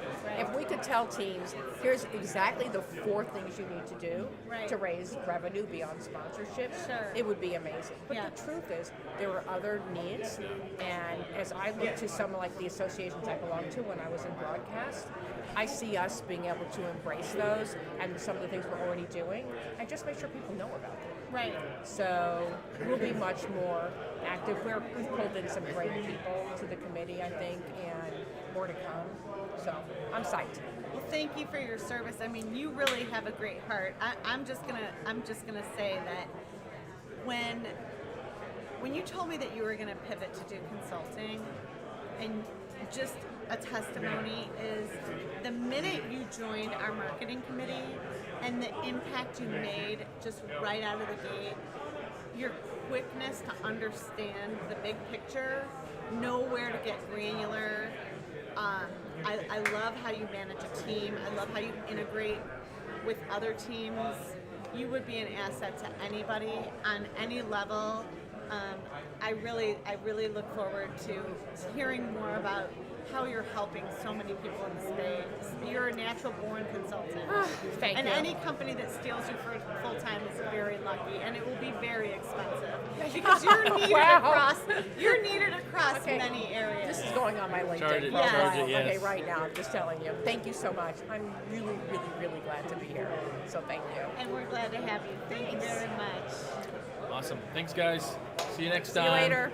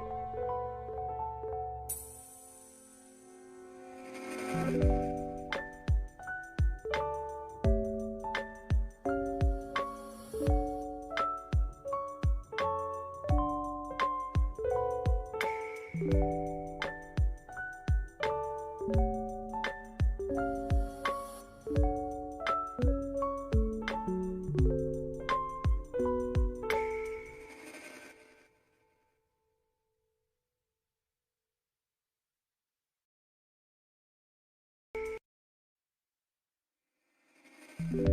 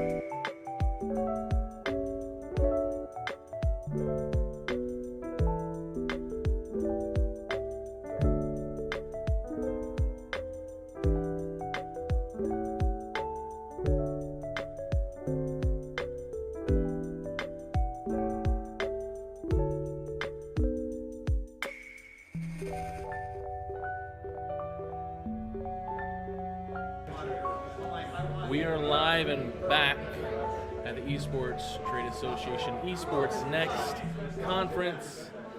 So excited to have another leader in the esports world. We had Chris, last name fill in here, doesn't sound like Steve Wazowski, but it's close. And we have the founder and CEO and director and amazing all things that are Cope, Shay. How are you? I'm doing great. How are you? Say your full name here so everybody knows. My name is Shay Williams. I'm known as Shaymon online. And yes, I am a co-founder of Cope. Co-founder of Cope. So I'm going to put you in the hot seat. Okay. Okay, and you're going to have 2 minutes up here above your head. And you get to tell me about you and Cope in 2 minutes. Ready, set, and go. So Coalition of Parents in Esports was founded by parents of pro players and content creators who were basically tired of being vilified in the press and by our friends for letting our kids game for 10 hours a day. Being brought into this world by our kids' passions, we saw the value here, whether our kids made it competitively or they were streaming or they were creating, whatever they were doing, we saw that they were getting more out of it than just playing a game. There was communities being built, they were learning leadership skills, business skills, and they were having fun. And so we decided we wanted more parents to know about it, and by educating more parents, more gamers can pursue their passions. So that's what we do. Now, tell me about you. Something cool. You got a minute left here. Okay. I need to know something cool about you or your family. So something cool about me. Well, I mean, I came from the computer industry actually. So I was actually a computer science major by trade, and I built my first game myself on my Apple Mac in my dorm room. And so I was a techie, and I grew up in the dot-com era, and I was lucky enough to find myself at a startup in Austin, Texas during the dot-com boom. It was later sold to IBM, and I had a blast at both places. And I always guess I hoped that my kids could find anything that cool. I mean, working for a software startup in Austin back in that heyday was just fun. Everything about it was fun. It was crazy. We were working insane hours, but we were having a blast. And I wanted my kids to find that. And my son had been begging to do this and follow, the whole esports thing, but I didn't really understand it until we went to Fortnite World Cup at Arthur Ashe Stadium in New York, and then my eyes opened. And mainly what I realized is that he had found the next boom. And it was everything. It was esports, it was entertainment, and it was fun. Love it. So now, let's dive into why do parents not understand? And we can fill that word parent with teacher, corporation, administrator. We can fill it with a lot of things. Why do X not understand the gaming and esports industry? What are we missing out on? And I know your focus is parents, but it can apply, I'm guessing, to a lot. But what are we missing out on? We're not educating them. We're not telling them what is of value here. They, when your kid plays Little League, you probably grew up playing baseball yourself, so you know about it, you understand it, you understand how to cheer, how to spectate, you understand how to keep score, and the parents here just don't understand it, and we haven't done enough to show them the value. And the press is the press. They like to take advantage of what sells, and unfortunately what sells in gaming is the fact that, all the bad stuff, and so they worry that their kids are not getting enough exercise. They worry that their kids' school is being, distracted. They worry about all those things, not realizing that actually, it can help. Okay, so I'm a kid, and I have parents that think I play too many video games. What's a good simple conversation that can also touch on the positive and the things that maybe need some opportunity when it comes to kids playing games at 8 to 18? What are some things you can tell parents that are both, hey, these are all the positives, like we all do in our industry, like here's all the positives, but yet there's also things that we want to make people aware of, to be not afraid of, but maybe be concerned, be proactive about. What's the conversation you have with a parent? Well, actually, the conversation we have with the kid is, we actually have more kids reaching out to us for help than parents at this point. And what we tell, and they started off by saying, my mom hates gaming. And I'm like, have you shown her what you're doing? No, she hates gaming. She doesn't want to see it. And I'm like, your mom just wants the best for you. And you haven't shown her how this can be the best. Have her play a game with you. Have her watch you stream.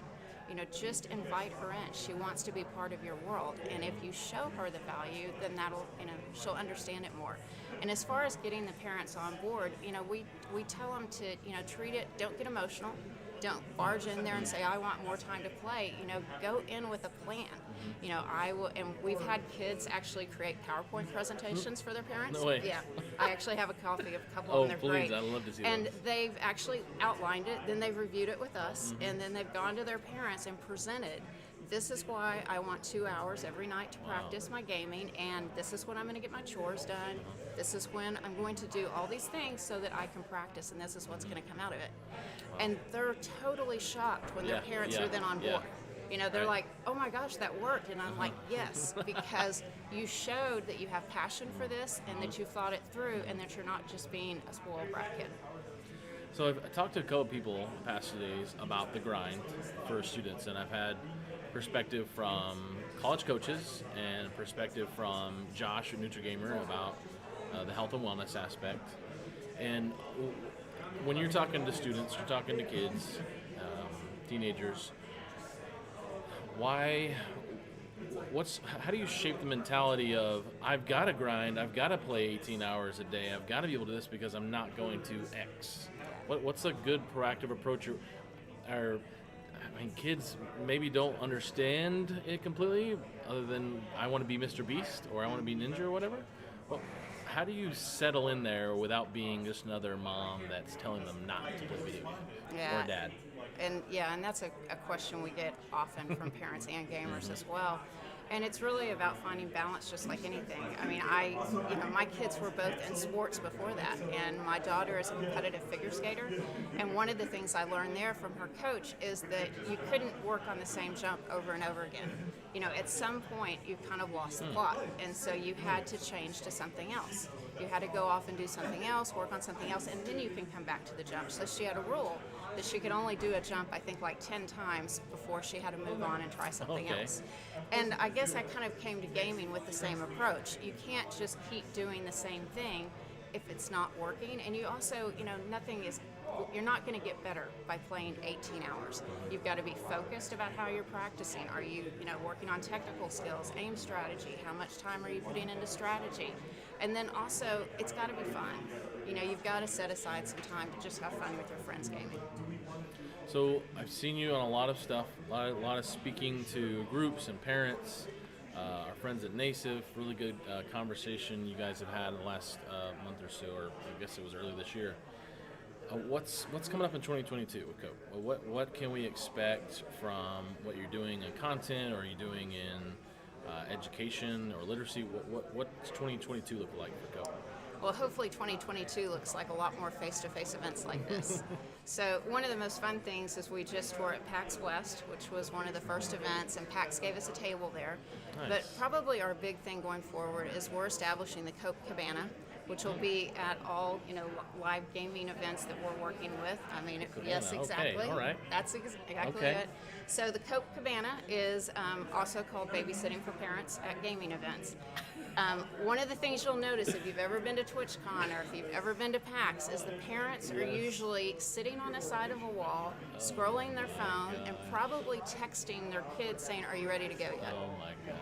So what we want to do is create a space for parents, kind of like a partner lounge for parents, but right out in the middle of the floor, and we're going to have a small stage where different vendors can come in and talk about, their products for wellness or for, financial wellness is one of our pillars, but also where schools can come and talk about what they're looking for university recruitment.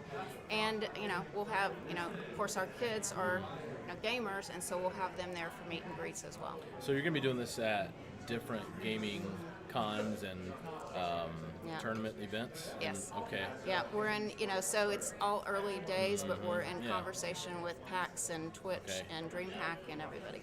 And you're working on hopefully sponsorship packages for people to, be a part of this Cope Cabana, and people who want to, spend some time talking about the healthy things or how to talk to parents. Yeah, I mean, we want them to educate the parents. The whole thing.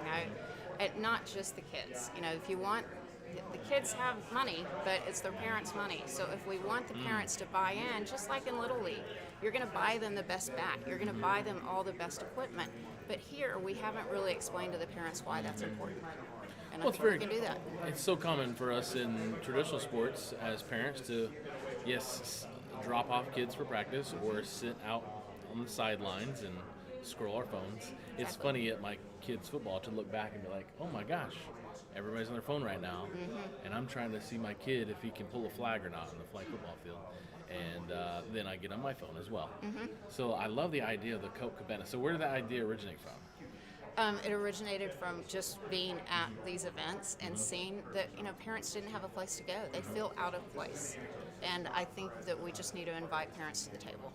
So if I go to TwitchCon and I've got a kid playing in a tournament, or a teenager or something playing in a tournament, I can go to the Cope Cabana in the middle and get educational resources, literacy. I can listen to something on a stage. Yes. Maybe some entertainment. Yeah. I'm wondering. Okay. Oh yeah. Oh, okay. Yeah. Entertainment for the Gen X and the Boomers. Okay. We got it. And then there's is there gonna be food? Well, we're lobbying for a bar. Okay. So this is Then this is the parent place, and what the other thing parents do is they tend to find the closest bar. Right, But they don't want to leave the venue, so why make them? Let's have it all. Well, right that's why there. baseball fields have playgrounds next to them, right? It's like, okay, Timmy, your brother's playing. Go play on the playground so I can see you at the same time and watch the home run. Yes. Exactly. Same mentality. And of course, our other big initiative is scholarships. So we are providing support, which we do a lot of right now, to gamers and parents, and all of our partner resources. We're not trying to do it all ourselves. We really just want to be that hub where parents can go and say, who can help me with this? And we point them to our partners. But we're also providing scholarships. So we're working with a few sponsors right now to get money for next year, and we will have scholarships that kids can apply for, and they don't have to be pro gamers. They don't even have to be gamers. It can be in creative fields related to esports, and they can use it for higher education, but they can also use it to travel for TwitchCon, an event, anything they want to go to, and they can also use it for their setup. Sign me up. Varsity Sports Foundation will support that, always. Of course, we're always going to support what you guys do. And we need more... Can we clone you? Is that okay? I mean, we need to clone Shay, maybe Chris, and we need to have you guys out and maybe these Coke Cabanas just everywhere. We need a Coke Cabana here. Yeah, well, I know, we do. We did need one here. So, but that's actually the hardest thing. We are a very small group right now, but that's another big initiative for 2022 is actually having Coke chapters, because that's the thing. Yes. There are parents like me out there every place that are starting to get gaming, and they want to help too. They see what's happening in their communities, that kids aren't being supported, that there aren't, the rec centers and the schools don't understand. So the more parents like me, we can be out there in every school district, every place talking to them. Okay, Shay. So where can we go to find more information about Cope? On website, socials, and yourself. Okay, so Cope is cope.gg on our website. It has all the links. We are actually most active on Twitter, though. So if you really want to see what we do, go to Twitter, because that's where the gamers hang out. And there it is, CopeGG. Again, I'm Shaymon. And on Twitter, I'm ShaeMmon. And you can also find me on LinkedIn at Shay Williams. Awesome. Shay, thank you so much. It's always an honor and a pleasure to learn from you and tell people about what you're doing. That's what I definitely want to make sure people know about what you're doing. And maybe there's some people out there, some sponsors who want to sponsor Cope, be a part of the Cope Cabana at TwitchCon or DreamHack or something in 2022, 2023, or maybe a 3-year deal. I don't know, just throwing it out. Hey, Intel, hello, how are you? Get right here, some money. So Thanks, guys. See you later. Thanks. Bye.